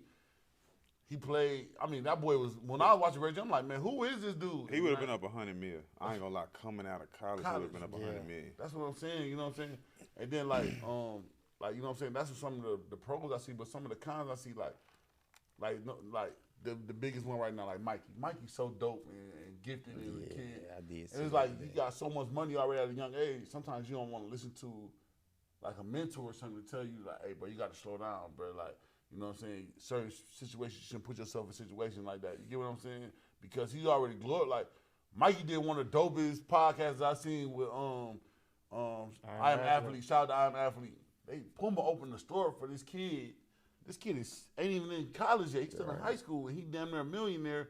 So how you gonna tell? Like, I think it make it harder for coaches. Like, you get what I'm saying? Like, if I'm a coach, only person that they probably gonna listen to is Dion. Damn near. Shout out to Dion. You get what I'm saying? Because nigga, I'm 200. I'm 34 million in. Nigga, what you gonna tell me? Right. Hey man, you need to run that lap harder. Man, you got me fucked up, homeboy. You know what I'm saying? Because I just feel like that's the cons of it. You know what I'm saying? You got kids that's in college now, got 2-3, got a Benz, 2-3 Chargers, Hellcats. Yeah, but that's the morals though. That's what I want to touch on because I feel like depending on the kid and the coach, as far as because how I look at what you do with your kids, right? Mm-hmm. You go out there, them kids they seen before having any of that. You upbringing them to reach this level to gain success, so they know already it's a certain respect I got for Coach Nate. Right. So it's like even though they getting that money, it's gonna be a respect factor. Like I know I got it, but I ain't never disrespecting Coach. We might get into it, but he tell me something to do, I'm doing that. So it's like certain coaches come in and like they trying to play that, but it's certain morals the kid gotta have too to be like, nah, I ain't doing that. You know what I'm saying? Like off the strength, I got this bag, but out of respect, you put me in a position to get this. You know what I'm saying? You get me? So it's like, and it's like the coach had to apply that too, because you got a lot of coaches too who come in and only there for certain, like, I'm going to breed you up to go to the league, but I ain't really got no real love for you. Like, I see the dog in you, and I'm going to do this because I'm going to put you on the level to be this star versus I'm going to establish a real relationship with you, and I really got care for you. I seen what you came from. I'm doing this for you, how you go out. I pay for certain things. I make sure y'all always good. Regardless of how y'all turn out, I literally care for you. Them kids love that. You know what I'm saying? Just I know from my perspective, somebody who would have came in as a man to take care of me as a child and show me there's no way I could ever coming from nothing. You're not forgetting that. Right, it's like, I got respect for you. It's like, I ain't doing that. And so now I don't know some situation, but it was somebody who wasn't. It couldn't have been somebody in his era who he had just because it's like, unless his background was just extremely crazy, to put yourself in that situation, because like, boy, your life is paved out, bro. Like, bro. How you got put in that situation? It's like, throw it away. Damn. I mean, I don't think you're gonna throw it away, but I'm just saying, like, Mikey dope. Mikey, man, they've been talking about Mikey for like for been like 14, that man's life was you know it was paved. So for him to get that, like, just go and play we don't ball. know the situation, but it's just like sometimes, like, I just feel like sometimes he got like that, like that shit is crazy. I feel like you got it. You sure? Yeah. I feel like this, bro, and I see it a lot. You know what I mean? Like, just being in the league. Like, bro, you can't be in the streets and doing that shit, bro. I done did both. You know what I'm saying? Like, but the good thing about it is this. Like, a lot of these cats, they don't know how to hop off the porch and hop back on. You know what I mean? So when they hop off the porch, they really feel like they gotta. And our culture, you know, as black men, we glorify that tough shit and like being like really, really hard. So, you know, these young cats, like, they looking up to the Ja Morants and niggas like that, but they misinformed. These boys, like, they probably came from a little bit of trenches or had folks around them, but at the end of the day, like, you got an opportunity to make it out. You make them type of millions, you make shit like that, and you come back, but it's this thing called survivor's remorse. They think they got to feel sorry for niggas that didn't make it. They didn't make it for a reason, because they didn't want to make it. They didn't want to do what you did. They didn't want to go in that gym, and I said, you don't owe them niggas shit. You don't owe them nothing. And I had to deal with that myself, you know what I'm saying? Like, nah, bro, come on, bro. Yeah. Hey, bro, he not waking up at 6 a.m., bro. He not going to do that at night. He not going to handle that business. Yeah. He going to go choose that girl. He going to go choose that weed. He going to go choose this over that while you training. So you going to risk your opportunity for a nigga that'll never risk it for you. Mikey, if you fell off. Ja Morant, if you fell off. All y'all niggas, if y'all fell off, I'm telling y'all, I'm from the trenches, boy. I'm from the east side. And I done made this money. I done did all this type of stuff, I'm telling you. I done seen my best partners turn on me, and I love them. I still love them to this day. See my best partners turn on me. Nigga, you fall off one time, my nigga. Ain't no coming back for that. And it ain't gonna be no Mike. It ain't gonna be no Ja Morant. They're not gonna show you love, because at the end of the day, a lot of folks around you, because you beneficial when you get to this level. When you get to the 1%, you gotta understand that. And the moment that you don't become beneficial to them, you know what I mean? You obsolete. They have nothing to do with you. And a lot of them, to a situation. You feel me? They loyal to a situation. They comrades, not confidants. It's a difference. That's that TD Jakes. You feel me? Yeah. You know what I'm saying? Yeah. Okay. Yeah. That's hard. Yeah. How you feel about that? How you feel about the cons? Yeah, honestly, man, I think some of that money should come with some type of contingency. If you get that type of money at that age, somebody should be able to govern you, you know, to make sure you ain't out there doing nothing stupid, because they investing in you. The NIL is an investment. So if you out here blowing my investment, I'm not gonna be able to make no more money because you're putting a stain on whatever brand that I have. And you know, them big brands that giving those NIL deals, they'll pull away. You know what I'm saying? And guess what? That's messing up for the next person. So honestly, if they're able to put some contingencies behind it, they actually, me and a friend of mine talked about this years ago with the NFL. Just imagine they had like counselors and like real people that they can talk to make sure they're spending their money right, they're not doing nothing crazy, not out here getting in trouble. They actually had real people like me, just regular people they just kick it with, just make sure they not doing nothing crazy. What if they had a program like that on the NIL side? A lot of these kids won't lose those deals or they won't get in trouble. Because they got, just like you said, if your future is already paved out for you, somebody got to step in and make sure that you're not doing nothing stupid. Facts. You know, because we all gonna eat off of this. You know, The whole, we all gonna, I ain't gonna lie, the whole, we all gonna eat the whole generation change. especially like you 15, 16, Man. 2-3 million. you can have 20 You change by your the time you're whole 21. family. Yeah. And But realistically, we don't understand. We don't understand. No, I'm talking about. Yeah, Listen, I'm talking that's about. Listen to what I'm saying. 2-3 million. You ain't even been to college yet. Yeah. You ain't scored a basket yet in college. You just been on the AAU market. Yeah. You know what I'm saying? Like, John Morant, they just gave you 200 and something million. Some niggas family gonna see that shit. Yeah, You get what I'm like saying? A lot of people, 3-4 generations won't Generations see won't that. Yeah. You get what I'm saying? So, 10. and what I respect about John Morant, he owned up to it. But it's like, bro, you about to throw it away. Yeah. Like you in the big dog league. You know what I'm Right, saying? So you got yeah. so many people looking up to you. Like, you know what I'm saying? Like, that's the only thing I'm saying. Sometimes you get them kids that's so much money and they just can't. And somebody That's can't talk and to that's them. touching on around what you, you though. said. Like realistically, I feel like an advisor, counselor, or whatever, a mentor, somebody should be appointed to each one because you got to think 15, 16 with millions of dollars could drive your mind crazy, especially a kid coming from nothing. Right, Now everybody I got asking it, you. I have to do it. And what we grow up on, like you said, you got that. Oh, I'm supposed to bring my homeboy. So what they mind, you're not ready. You're not thinking 10 years ahead when you 25, 30, and you got real life reality. Bills ain't never going nowhere. You got real stuff like this money. If you ain't did the right thing with it, and you could find yourself in the league now, but then you could be working a regular job, or you ain't got no money or offended for. You know what I'm saying? It could happen like that if you ain't do the right thing. You got a lot of people blow money and go bankrupt. So it's like have somebody to be able 30 to for 30. position They ain't dropped that yourself- shit for no reason. Yeah, have you be That able to shit was position real. yourself to put money in spaces or know what to do with the money or just like, you know what I'm saying? Because you don't know what to do with that bread, man. 15, 16, the average kid Like, just, you gotta just think dealing about with it, like- reality and thinking as a young kid, I'm going to cop this. I'm going to do this. I want to look like that. For now, it's like I got to have a chain. Got to have a girl. I got to have, it's like, but all You that gotta put shit. a chain on. Yeah, you got it's like, yo, so it's You like, gotta throw you him feel on. me? Gotta So throw it's him like, on. yo, come on. So it's like, Yeah, I 'cause ain't gonna if lie. you And then chill it's on so the like it's reality so of stuff- crazy. Like I heard a dude the other day ask, like as men, like a lot of men don't even know what their cap number is, what they want to make a month. Like, or you know what I'm saying? Like, if you sit down with your homeboy, like, man, what's your cap number? What you feel like you need to make a month for the rest of your life to be good? And I mean good with investments. I mean good with like living your life, paying all your bills. You know what I'm saying? Taking your family on vacation and stuff like that. What's your cap number? A lot of men haven't sat down and figured that out for themselves. You get what I'm saying?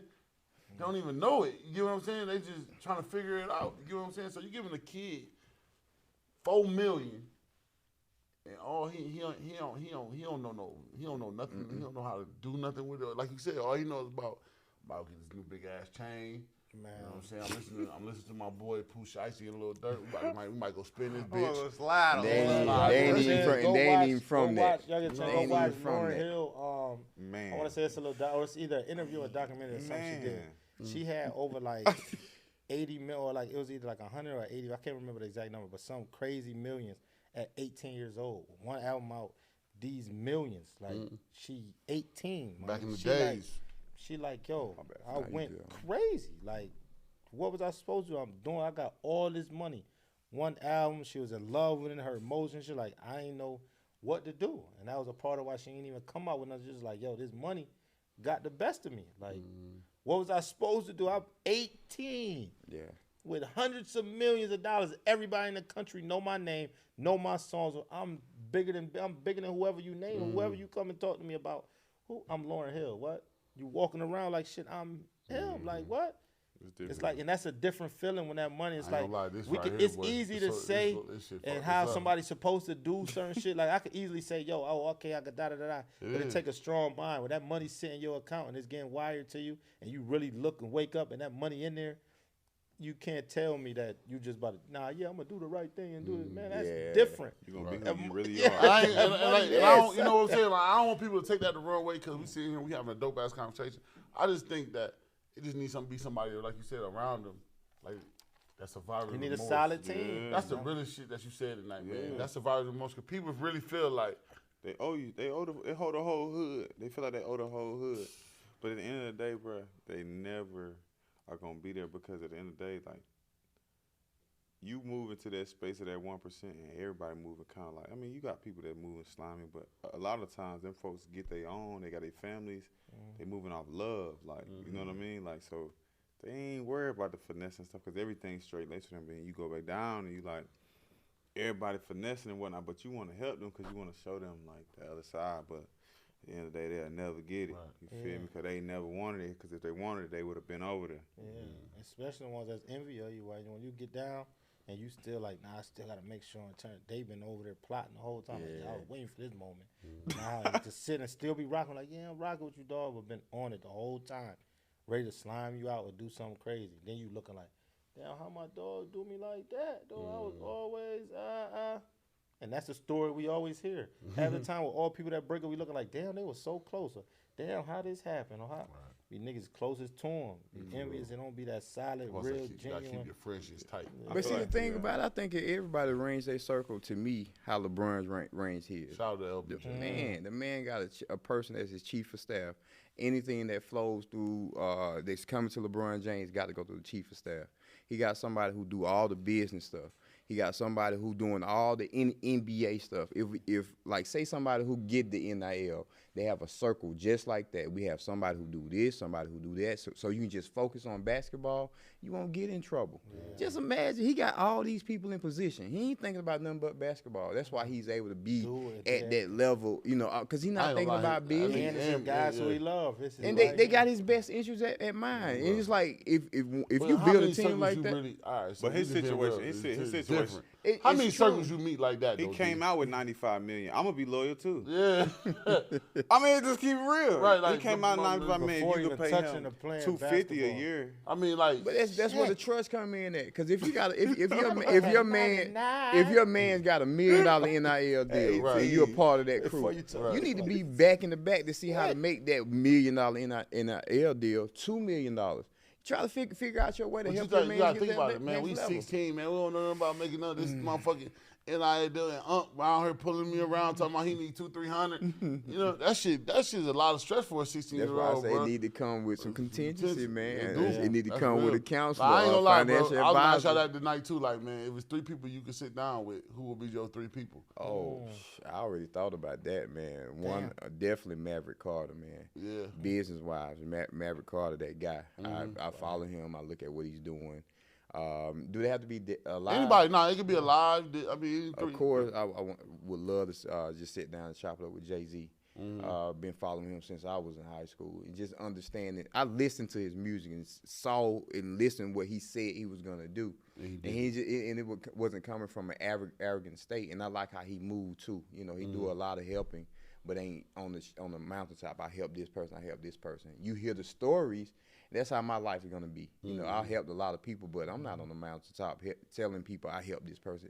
But these stories, people going to tell me like, wow, I didn't know he did that. Man, I've done some amazing stuff, but I ain't around here bragging about that stuff. So Jay-Z would be the second person that I sit with. And I wouldn't mind sitting down with Pac, man. I saw his music transgress from him being, to me, the freedom fighter to me, people hurt Pac. So it turned him cold. So his music turned cold. But just imagine if he didn't turn cold, man. The type of, because he raised a lot of us. Pac raised a lot of us. His music, the stuff that he was saying, man. I gravitated to that. I kind of held on to that. Just imagine if the beginning Pac would have never gotten cold, he never gotten shot. The type of music he would, put out there. So I wouldn't mind sitting down with him as well. Yeah, that's all right. What about you, Jay? What 3 of the people you let you? I say 3 people I want to meet. One I want to sit down with Elon Musk. He got some different shit going on. Right. Something totally different going on. Yeah, and what he's tapped into as far as just from like a new level, like AI perspective, like I would definitely want to like sit down with him. Right. Second person I would want to sit down with is Andrew Carnegie. Yeah, he's dead, but like he built this manufacturing system that the world is like still to this day, 300, 200 years later, like still using. You know what I mean? So like, what did you do that's different? Like, what disruption in the society did you create that'll make, you know what I'm saying, that? And then somebody else, like you said, I had to like miss two. I know you said three, but like you said, Pac and Jay-Z. Pac was a genius, and I think certain people like that, like he said, like you get one person that's envious or something like that, or somebody a bad match in the bunch. You know what I mean? That stirs it up. Like, man, that nigga Biggie don't fuck with you. But they probably was really, really cool. You know what I mean? Could have had a conversation. And I always tell people, not to cut you off, I always tell people the biggest thing with men is our ego. Like, say if y'all two got a beef and I'm in between it, all three of us will never get together to find out what the beef is really about. Communication, bro. Cause we always that's the biggest terrible with that, man. And it be our egos. And we take shit personal, man. And that's one of my life mantras. Don't take nothing personal. Because whatever you said to me in this moment, that's whatever you dealing with. I'm gonna accept what you say and come back around. Let's talk about what's going on. If we just imagine how much stuff that we can kind of avoid if we just sat down and talked to each other, man, and just clear the air. Because a lot of people die over misunderstanding. Bro. That ain't even what I meant. I ain't even mean to say that, man. That ain't. You took it that way. Split. And another thing, because I'm a sociology major, so I study, the study of people, and my brother, he's a psychiatrist and that whole deal. So I look at things differently. So if I say something to you, your response is going to be based upon how you would say it to me. And as people, we need to stop doing that. Because no matter how I say it to you, I'm saying it the way that I say it. Don't take it the way that you think you would take it if you say it to me. Because you're going to put your energy on me. And we do that every day. And we misunderstand every day. And you'll never get to a point where you get your word across because guess what? I'm over there fuming because of what you said and not understanding that, hey, it just may be a misunderstanding. And a lot of times where that happens? Through text messages. Bro, text is the worst thing that ever created. I tell people every day, I'm like, yo, bro. Stop text. Yeah, call. You know what? That's bad too. That text messenger is the one place. Because when you read it, people text a certain way. Some people text in all caps. Some people text with all caps mean yelling at me. Yeah, right, all caps mean nigga yelling at me. That's what it don't text all the time. Yeah, some people yelling at you. Some people he might let his cap lock on though, right? Some people not even yelling at you. My homegirl really got like seeing like her eyes, so she just got text messages big period. So I had to see her. I'm like, damn, why this shit so big? Like, why bro? I can't really see this. Like, but don't want to put the glasses on to do nothing. It's just more like okay, but the message, really texting in caps. And it's like, don't yell. So if a nigga wants to see that, he'll be like, yo, you yelling, or that's amazing, or how you saying things, or how they reading it. Like you said, receiving the energy. How I would be saying it. Like, hold on. Nah, you trying me. Like, why are you talking to me like that? And then instead of responding, either you don't respond or you say something back in your energy, and now they receive it. Now they in defense mode off of your energy, and it's a back and forth versus like, hold on, what you talking about? Like, hold on, let's talk about this. Sometimes even talking over the phone don't be it. Sometimes you have to be in a person's presence to feel and look at them and to see the energy that's being received. Like, okay, you really don't feel no way. You just need to express yourself. And sometimes if you're going through something, and you really got a lot on your mind, expressing yourself can come off very different. If you've been mad all week or you going through a death or whatever, and you've been carrying on, just smiling all the time, and then something that press that button that you ain't know could be pressed, and then you express, it's like, it come off and like, damn, I just blacked, but I ain't want to. But it's like, and it's like, damn, I received that, but it's like, yo, let's have a conversation about this. You know what I'm saying? I meet people where they at, man. If that's where you at in that moment, I'm gonna come where you at. And not, to me, fuse the situation because sometimes we add fuel to the fire. Yeah. We add fuel to the fire. And sometimes if we just sit there, oh, you know what? Let me hear what you got to say. If I understand what if I understand what you're saying, it gives me an opportunity to see your perspective and kind of move to a better place, man. The world, man, I believe in humanity, man. Yeah. I believe in what Dr. Martin Luther King fought for, the nonviolence or whatever. I can't hate you. why would I hate you? Because we the same skin, or you from that side of town. Why should I hate you? Facts. Man, somebody out of our lineage made it through that look just like us, and I'm gonna hate you because you live on that side of town. That's stupid to me. Right. Yeah. Somebody fought so we can be here. The side of town that you don't even own that shit. Right. We still we paying them folks rent on that, and I don't like you. Nah, somebody fought and died to make sure that all of us were here that look just like us. Right. And we don't take advantage of that, man. And I try my best to teach my kids that way, man. Hey, you here for a reason. Yeah. You here for a reason. Who your three? My three, I would say Hove definitely. That's my son. I would definitely let us chop it up with Hove. Rashad Bilal. I don't know if y'all know my boys from Earn Your Leisure. I'll take both of them, but if I had to pick one out of one of them, take both of them. I'd take both of them as one. And then I thought this would be funny. And 50. 50 is a nigga who I want to say with. And I ain't even 50, but just off of his intellect, and where he at business, it's like 50, he different on some. Watch my shit so I can tell him that's my boy. He different on some like just what he did. Like, I'm reading this book right now. Y'all check this book out. He took. Which one? 50 Law? Why hustle harder, hustle smarter. It's a news one. Yeah, but it's like, yo, he on a different level. You know what I'm saying? As far as what he doing, you know what I'm saying? So I respect him in a way. Like, and I ain't even the biggest fan of 50, but I respect him on a level of like, yo, you showed, he showed us a different way. And honorable mention, who I would love to talk to, like I know he said 3, but Dr. Sabi, man, because that man knew something, man. I don't know what he knew, but about life and the human form, he knew something to continue life. Like if they ain't, because they did that to that man. I don't care what you say.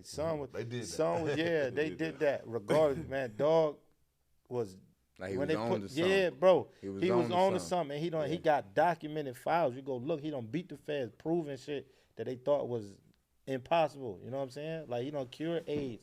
He don't cure her. He don't did that. Like it against the feds. Like this is real cases. You feel me? Man, 80 plus years old and was at the Breakfast Club and jumped on the table on his knees. Like 80, bro, that's a different type of living, son. You know something, bro. Then you go sit in a cell for a couple of days and you die. Come on, man. I'm not jacking that, bro. So it's like I would love just off of what he know about just the human body itself to extend your life. You know what I'm saying? Because everybody would love to be here as long as you can be. Right. You know what I'm saying? It's like, and he knew something. You know what I'm saying? Right, and that's my honorable mention. But them the 3, them who I talk to for sure. Mine's would be Jeff Bezos. I'm trying to figure out how he made UPS into Amazon, made it so dope. Man, did he switch it up on him? Amazon and UPS the same thing. And this man 400 billion, this man 100 billion in. I need to find out what he do. I would love to sit down and talk to Jeff Bezos. Shout out to, I got to put my boy 50 in. 50 and Jay-Z like together. I would love to sit down with both of them. Because they just, bro, for them to be, it'd be like 50 Jay-Z and Puff Daddy because I'm trying to figure out how they last that long. Like we in 2023 and these boys still doing this thing, man. Still, you get what I'm saying? They people of the people. Just imagine they feed the people. Right. So like them 3, I would love to have a conversation with them because I know like they business savvy, like and all that. Like you get what I'm saying? My 4th, my 3rd would be Magic Johnson.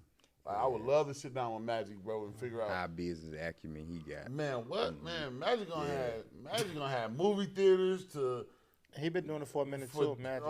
Starbucks, Magic did in Atlanta too, man. The Magic Johnson theaters. There's a lot of stuff down here, over bro. there, well, it's not there no more. But by Greenbrier, that was the spot. That was the first movie theater. Then the Burger King right there on Northside Drive. That's Magic. Really? Man, what? Y'all better stop playing like. Magic is he over in LA still. Yeah, that's why I said Magic and Shaq would be like, and that would end it off with me with Shaq. And then like my honorable mentions would be like Floyd Mayweather and LeBron James.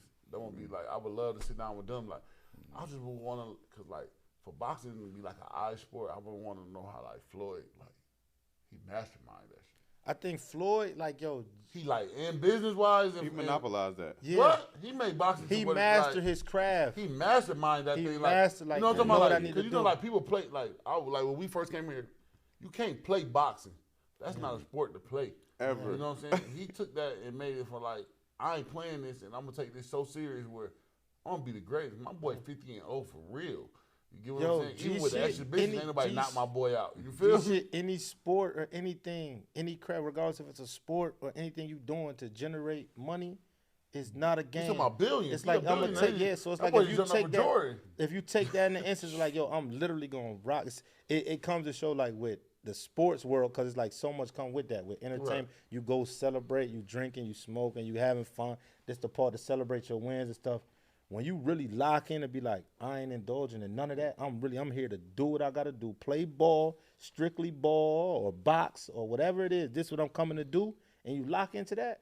That's when you master it, period, on any level. When you go and lock in on that, no distractions and stay on that, that's how he was able to do that. This man literally was not smoking or drinking, regardless of parties, running home from the club. It's like, I don't have none of that. I can never be weak. There ain't nothing taken away from what I do. I'm coming in here to fight, and I'm going to fight, regardless if I don't. If I'm getting a little older, my body ain't the same, but okay, now I'm going to use my defense, but you're not going to punch me. My defense is crazy. Yeah. Now I'm going to beat you, and now y'all mad because I ain't been knocking niggas out how I used to, but I'm still the biggest nigga. Yeah, I remember being out with Floyd one night in Atlanta. Like, it was a club like over like, I forgot, I think it was like Club Miami or something, but we in there. Our section's like right by each other. My man, he might have ordered like 30, 40 bottles. He didn't touch one of them. Yeah. And I seen them boys go outside. I seen that boy put on a sweatsuit and get it right and jog from the club to like wherever hotel he was in, because we was in like a Buckhead. I love it. Probably Rich Carlton out that way. Yeah, he jogged back to the club at it. And I'm like, that's real life. That's dedication. I watched that happen. Like I don't know if Floyd probably remember that, but he was in. I remember that to this day. I remember telling my cousin like, "Hey, son, different." He like, "What you mean?" I said, "Man, we was in the club. Son ain't do nothing but drink some waters and do this all night with the champ fish. Like, you know what I'm saying? Like, you know, do all that." That separated a lot. Yeah, all the girls with him, baddies. And you know what? That takes a strong mind. Everybody drinking, they getting tore up, and he just sitting around watching. Enjoyed the show. Then he just went outside, jumped in the truck, put his little jogging suit on, and the truck just followed. You know, he got the big boys with him, so it was just that was something different. Because no shade to a lot of our other boxers who I like. I like a lot of the boxers, but they literally would have locked into their true craft. Yeah, like Roy Jones, Adrian Broner. I love it. Like Roy Jones, when he stepped out of the box, like, okay, yeah, I'm the nicest. I'm gonna go start rapping. You took your mind off what you was really doing. Niggas start getting in your and smoked your boot. Adrian Broner, you rap, you still want to be. It's like, yo, bro, you lose. It's like that stuff. I'm like, dang, these niggas was great. They don't take away from them, but it's like what y'all could have been. Not focused. Yeah, not focused. And any type of distraction. Off the go. And you feel so good, like, man, this ain't nothing. I do this. That's what we do with our business. Yeah, so like, you have to be focused on this. Yeah, you have to, and lock in.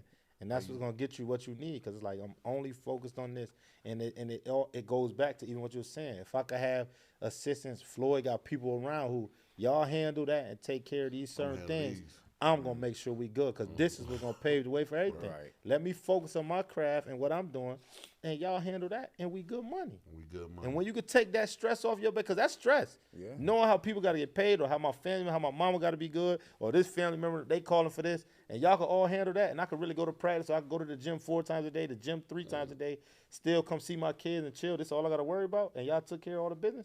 Oh, I'm the best person in the world. I ain't got to worry about that stress, and it's taken care of. Solid. I ain't got to worry about no funny business. Right. Oh, you the best person. I'm the greatest. Like, you giving me my peace. Because when it's all said and done and how y'all took care of me, y'all good forever. Right. All y'all got to do is work. And it ain't like y'all working a bullshit job. Y'all around the biggest person in the world. Y'all chilling. Y'all got everything y'all need. What's the issue? Right. Niggas are still. That's what. Man, this ain't enough, man. It's some niggas that fucked it up. That's what big, and that's what. Like you said, it's some niggas that we know see around Floyd that ain't around Floyd no more. And it be Floyd paying him $1,000 a day. Man, you want to do better than this, Floyd. $1,000 a day. 300. You look at it, bro. You get 7 bands a week. You get $35,000 a month, and that ain't enough. I Floyd, I'm fucked up. Nigga ain't got no kids, no nothing. He just a rap. How? I gave you $100,000 last month. He want what Floyd got. Trying to be like you. Yeah. He want the bingo. Garage. He want to do what the fighter doing. But you ain't not nobody else. You don't even want to carry. You don't want to carry my gloves and my wet towel. You don't want to wash this shit, but you want to be me. I can't do all that. Yeah, you know what I mean. Because it's work. You know, you had to put in work to do that. That's crazy. But listen, that's how I go with a lot of these rappers and their crews. You know what I'm saying? It's I want to be the next big star. You know, I'm bigger than you. I like my raps are better than yours. So guess what? I'm gonna start hating on what you got going, and we will never, as a rap group, get to the pinnacle that we, wanted to go. Work out. Yeah, cause guess what? Somebody didn't like the fact that this person make more because of who they are in the group. But that's how things go. You work your way up to it. Like off the rip, that's just messed it up. You got 1,000 niggas in the group, all 1,000 niggas want to rap. Don't nobody want to be the tour manager. Don't nobody want to. I hang with nothing but producers. I only hang with, I'm an artist, but I hang with nothing but producers. That's why the music, when they hear it's going to be just big, because, like, I ain't going in there with just artists because they not the ones making the music. If you not with the producer, like, from start, and I work with my boy 100K, all them boy, Alvy, you know what I'm saying? Don't work with a few folks, Mano, like, if they not with you from start to finish, bro, you might get any beat, and the best guys, they gonna make the beat like on the spot. But then if you trying to like chase artists, you gotta chase your own sound, and then you can collab with everybody else. You gotta build your own foundation, and I think that's the biggest thing. That's what life though. Say it again. Foundation. Yeah, build your own foundation. You right about that. Don't chase everybody else's foundation. His foundation, just because we hang together, ain't gonna be the same foundation. It might not be able to hold what you trying to put on top of the foundation. You know what I'm saying? And you gotta have that understanding. That's our communication. That's what we talk every day. We talk about we have understanding and communication amongst each other. We gonna sit and talk like because niggas have to release that. Right. Like you sit in a way, because I know I am. I overthink and feel like sometimes I'm a victim of that. Feel like I can handle everything. I'm gonna do all this. Like I got it. I'm gonna take care of this. I ain't never gonna be. I'm gonna make it happen. But that weigh a lot on you. You know what I'm saying? You sit and be stressing and driving yourself crazy, and you need to release or talk to somebody who you could confide in. You know what I'm saying? And be able to let that off and get somebody who gonna give you solid feedback in return. You don't need to be letting it off into just any energy, because then they could give you what you just want to hear. You need to really, I might dialogue. Be on BS, good dialogue. So I could be on something. I need you to tell me like, yo, Rich, you bugging out. Like, I hear you, I feel you, but this is just how I feel. And I may still want to do what I do, but now what's resonating in me is like, damn, hold on. He did say this. I'm thinking about what you said. You know what I'm saying? So that still can either slow down my thought process or whatever I'm doing. I still take in consideration when it's a person who you really rock with and who you share these certain things with. So we do that day to day faithfully. Like if we miss a day, we'll follow up the next. Like, yo, what's going on? Where you at? What you got going on? Da. We touch bases, and I feel like that's big. Communication is very big. Especially in doing business with people, you have to talk. You know what I'm saying? Yeah, and let you know what's going on. You know what I'm saying? We even if we don't agree, we still know. Ain't no way. We not no yes men. Like, yo, how I feel is how I feel. How he feels, how he feel. We don't agree.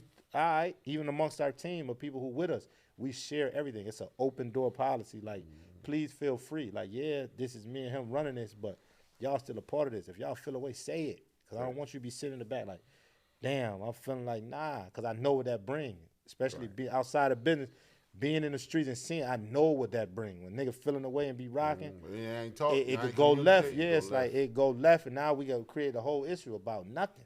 Right. It's like, just say it. I ain't tripping. I know how that go. I'm not mad. I'm open to understanding your feelings if you can express it. If you can talk to me and you ain't just, even if you come off crazy, it's like if you can still talk to me and let me know how you feel, I'm open to understanding or trying to get how you feel. You know what I'm saying? Let's either agree or agree to disagree, but we still have communication. I know how you feel. So now when you coming off like that, I ain't feeling played. I ain't feeling disrespected. Because I know you coming from this space. You know what I'm saying? That helps a lot. And ain't no beef. That's actually how you keep down misunderstanding. A lot of the stuff going on in the street is a misunderstanding, man. Just imagine. Now, a lot of the stuff is just, it is what it is. You just got to find a way to deal with it. But if you're able to, get past a misunderstanding, man, we can grow, like really, really grow as men. Be the best. As men. Because they waiting on us to get together. Black men, let's keep it real. Yeah, Black men, they're waiting on us to get together. Facts. That's why I say this shit always be good. And so I got to ask you, Jay, man, what's your motivation, man? What keep you going, man? You know what I'm saying? I think it's family and the young bulls. I love them young cats, bro. Like, you know, the world probably look at the young bulls as like they rowdy and all of that, but it's really just because like, and I can attest to it, like it's been a separation. Like the older cats, I remember like that 28 plus, they don't come back just because I mean, we kind of really like don't got time to be dealing with the BS, but at the same time, like somebody got to take the opportunity to really sit the young bulls down, like. You know, them young cats, I got a nephew, my nephew. My brother got killed like a few years ago when I was in the league, right? R.I.P., man. You feel me? Recipes my dog. But I take care of my nephew like my son. But he bring his partners and stuff around and stuff like that. But it's like, I got to teach him the game. Hey, bro, pull your pants up, bro. Like, what you doing today, bro? Like, hey, man, take the trash out. But they need that. Because I remember being in college and cats like, bro, like, man, you got your stuff together, man. I wish I had a dad that was on me or did this, and that. You be like, damn, boys really wish they had that. I used to goddamn get tired of my daddy telling me I can take that shit out, you know. Like, I get tired of that. But as you get older, you understand, we got something built in us as black men with that melanin that got an ego and a pride that come with it. You need somebody to, hey, bro, you like, you know what, you right, I'm tripping, you know what I mean? And you get back on track. But nowadays, it's like they raised by their mama, so like they get real sassy when you tell them some shit. You know what I mean? Like, hey, bro, she's like, hey, man, calm down, my boy. Like, it ain't even gotta go there. Listen, I'm just trying to help you out, right? And they don't be understanding like for real. But that's when like us, like we come in and be like, they like to see the cool. Like, hey, bro, I still listen to the same music. I still make the same music that you listen to. So that's why what he was saying about my little league football team. Them boys, some of them boys I see that I have from your nephew team, they see me, they'll be smoking. Coach, they'll tuck it away. You know what I'm saying? Respect. That's respect, man. And I don't raise these boys. I don't tell them. I get hotels and we all kick it. And I let them do what they want to do. I be wanting to see like, these little niggas shoot dice. They gamble, all type of shit. I done shot dice with them little niggas. No, understand. They ain't strike you out, did they? Man, we ain't never get struck out by OGs. But it's like, it be the principle. So it's they like, do all the stuff that you do. So yes, it's like you you need saw. somebody I was like, when I was coaching his nephew, I was like the first nigga with a Camaro, all that. They see me get out. They thought I was a doctor coaching them. They're like, Coach Nate, man, y'all got your slacks on and stuff. You change your sweatsuit when you get up here. I'm like, man, y'all get your ass out of here. But they clowning. They clowning. But as they got older, I see them, like, you know what I'm saying? They'll be hot boxing whips and shit. They'll see Coach Nate. They're like, shit, Coach Nate, you know, they'll turn off or some shit. Like, they don't want me to see the shit that they doing. So, you know what I'm saying? So, like, that's what I love about the kids, man. I've been coaching Little League football for probably like 10 years now. And all the kids I get be the kids that come from, you know what I'm saying? And I ain't going to get them from nowhere else. These be the kids that's gave to me. And I put something in them, like, they gonna always remember me, bro. Yeah. It's about moderation, too. Like, I had one boy, I probably had him for the last 3-4 years. But like at homecoming, he got out of his little, he wanted, you know, because you know when they get the little teenagers, they go to, their nuts drop. Yeah. You get their nuts out the pawn shop. I call it out the pawn shop. You get your nuts out the pawn shop so you feel like you grown. You know what I'm saying? So he tried to try me. I'm like, damn, that shit hurt me a little bit because it feel like I've been the one when nobody really was like, man, fuck home, leave home. You know what I'm saying? I pick you up every day, feed you every day. And I feed you like how I feed one of my kids. You know what I'm saying? Right. So for you to ever disrespect me, I feel like. But then, like you said, sometimes you can't put that. You know what I'm saying? That emotion because they don't mean that shit sometimes. You know what I'm saying? Like you said, as a kid at 13, you still trying to find yourself at 12, 13. They don't know how to deal with that ego. That ego big. Right. Especially when everybody telling you good. Right. And you know, especially when you know you good, and then they telling you good. You could be humble, but you see like I'm really him. Like y'all let niggas shine, but I'm really that nice. Like, all right, like don't play, cause y'all know y'all need me out here. So that'd be different. You know, y'all know if I don't play today, y'all gonna lose. But then again, you gotta have somebody kind of to reel that particular piece in, because that level of arrogance at that age, to me, it stunts their growth. Cause honestly, I ain't gonna lie. Like I said, Danny, I used to I used to be mad at coaches that used to take kids up from like 6 to 12. So I was like, damn, man, maybe y'all stunt their growth, because that's all the coach they know. Like having the whole like have you from, because like where I'm from in New York, they don't do it like that. Like 6 and 7, you get passed on to the 8 and 9 coaches, and 10 and 11 get passed on to the other coaches. Like, so we at a park, we pass each other kids up to each other because it's like you get different. You get to hear different. Like if I had you since you been 6, you been my star since you was 6 years old. You ain't listening. All you know is me. Now you get to high school and you freeze up. Because you ain't used to this coach yelling at you. Because I ain't yelling at you because you been my star for the last 6 years. Right. All I've been telling you is to get that motherfucker and do your thing. now I used to hate that shit, but then I started liking it because. Hey, just run. Take the ball. And then you get up to another coach tell you, nah, you got to hit the hole. Yeah. I'm tired of you bouncing that motherfucker. Hit that motherfucker. Well, shit, Coach, they been letting me do this shit since I was 6. Get that bitch and do my. So I always thought that was kind of bad at first, but then once I learned Little League, you know what I'm saying, I adapted down here. I loved it because it's like, I raised y'all. Right. I got a chance to really. I had you since you was 7 years old. Now you 13. So I put it's a little Coach Nate gonna be in you. Yeah. You get what I'm saying? But I also didn't like it at first because I thought it was like it hindered kids because it's like, damn, I had you since you was 6. Yeah. And then you ain't never heard no other voice. So it's the pros and the cons of it. You get what I'm saying? Because it's like with that in the aspect of learning other coaches and where you need to go to. That could be the con, but the pro is like just you being a heartfelt person. Like nurturing. I took you like you feel like one of mine. So of course I would love to have you all these years, but sometimes if I gotta let you go and do that, and come report back to me. If you need to come and ask me for whatever, but I gotta let you go. I gotta let you. You know what I'm saying? Let you spread your wings. Yeah, word. So if you got a good if you got a good program, you know you trust and know okay that next coach is just as good as I am. We're gonna make you even better. Right. Yeah. So I gotta ask you, man, what's your motivation, Danny? Man, what you motivate? Family, of course. Family, of course, and family. My past and like he said, the kids, man. Honestly, I was one of them kids. You know that. People, well, they never told me, you wasn't gonna. They always knew I was gonna be something, but because you come from poverty, they didn't know what I was gonna be. Because and Danny, you dope too. I don't mean to cut you off, but you get an alcoholic man. Danny took one of his nephews and raised him, man, and now that boy is. I mean, he a man now. He ain't no boy. You know what I'm saying? So that was. I wish somebody did that for me, man. When I was younger, my mom and she didn't know what to do with us.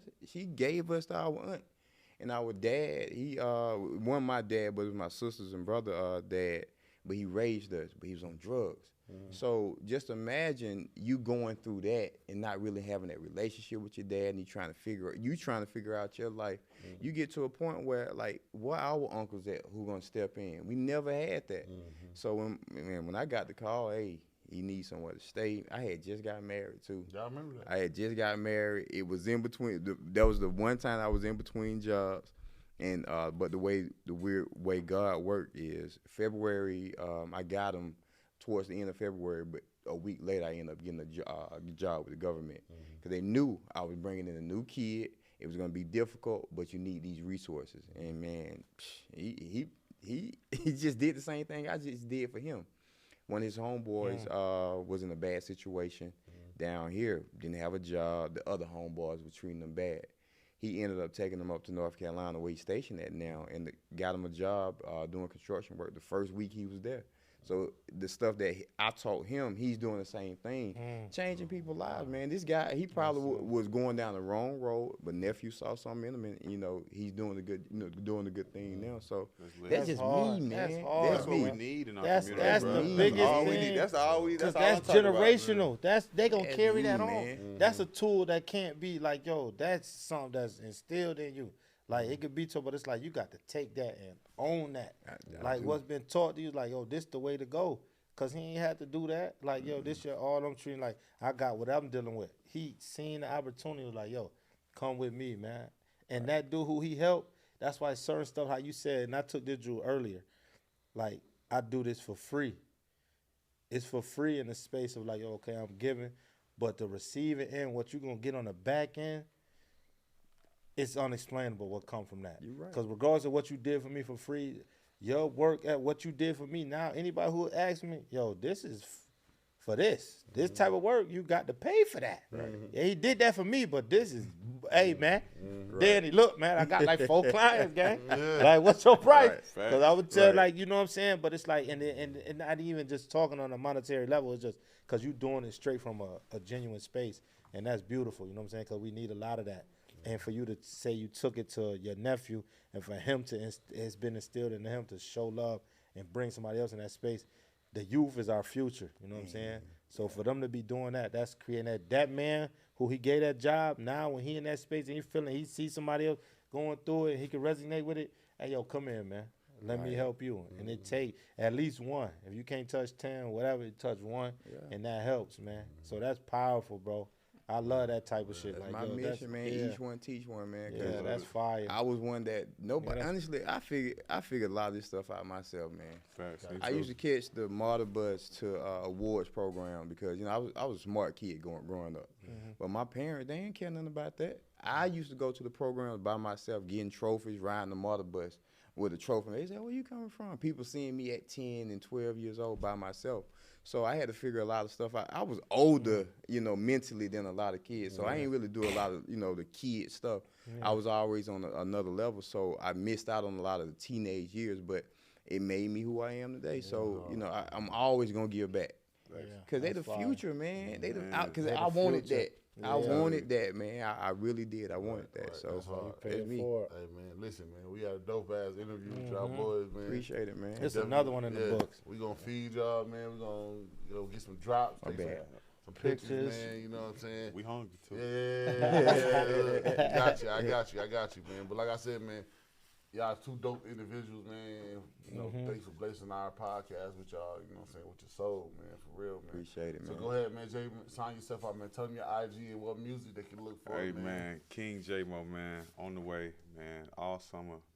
We taking over, man. Hopefully we at Rolling Loud this year, too. Yeah, I need to be with you so I can take my shirt off, man. Hey, man, don't worry. They come to Miami, man. We on the boat. We on the road. We having fun. Don't worry. Drinks on me now. Drinks on me now. Let me know, man. I ain't been to Miami in a minute, man. Let me know. I'm coming, man. Fat Nasty style, man. Big Fat Nasty. Let's do it. Nah, it's just, man, it's going to be a great year, man. A lot of production, a lot of music, man.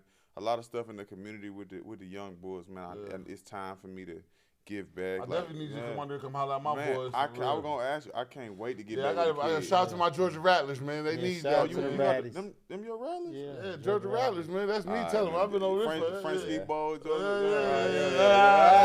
We get it. My homeboy Trailer had that organization going. I've just been coaching with them, just taking kids, man. So, I was in the French Ski Bowl as a kid, too. That's crazy. That's 20 years. Yeah, the French Ski Bowl. Frank. Shout out to Frank, man. Yeah, shout out to Frank. They don't do it no more. They used to do it all? I mean, not like it used to be. They used to be. Frank used to come out and show out. The whole hood used to come out. Thank you. Everybody. We need to bring that back, Frank. That was the thing they did. But I mean, moving forward, man, just a lot in the community, man. Just a lot of music. Dedicate myself to just that new lane in life, man, and just give them. You still be training and all that too? Man, I'm still a beast. Yeah, I need to bring every morning. I need to bring some of my boys out there get some of that work, man. For real, I need to bring some of my boys out there get you something like my DBs and wide receivers. Let me show you. You show them their feet work. Listen, I could teach every position on the field. I play every position from college on the NFL. So I just want to give it back to them. Yeah, the game I'm about to use your number because I'm going to be, hey, boy, where you at? Pull up on me, boy. I'm over here at Washington Park. I'll run suicides with them every day. No, I'm probably not suicide. Little much, JMO. Oh, don't worry. I'm about to get your number. I'm definitely going to be bothered. Hey, Jay, I need you to come out here and show this boy how to tighten up now. Atlanta, we locked in. That's love. That's love. Go ahead, my boy Danny, man. Sign yourself up. Tell me your IG, man, with all you bring. And you got a book, too, don't you, Danny? Yeah, I got an ebook. It's called 90 Days 90 Days to Contract, where I teach people how to get a government contract in 90 days. Show you the process of how to get them on the state, local, and federal level. But I'm expanding that particular ebook. I have two more, a state ebook and a local ebook to show you on how to do it on that level. But I also have a course that will be dropping in the next 2 weeks, as well as coaching and mentorship program. Because it's a lot of money out there, man. I just want to show people how to get it, But you can follow me at Dannon, like the yogurt, on IG. Daily Hustle 365. That's my brand. Follow me on IG, man. I do have a lot of, free game out there. I try my best to give even more free game so that people can know what government money on there, on the contracting side, as well as the grants, man. Because like you said, you want to help these youth, man. It's a lot of money out there to help them. You just have to formulate your program and make sure you got your framework right. And a lot of our nonprofits don't have that. Right. So that's what Dannon like the yoga come in there to help him to get the framework right. That's hard, man. Look, this Fat Nasty podcast, man. I want half of the Belly Gang boys. Let me put my belly on your butt, you heard? And me signing out, man.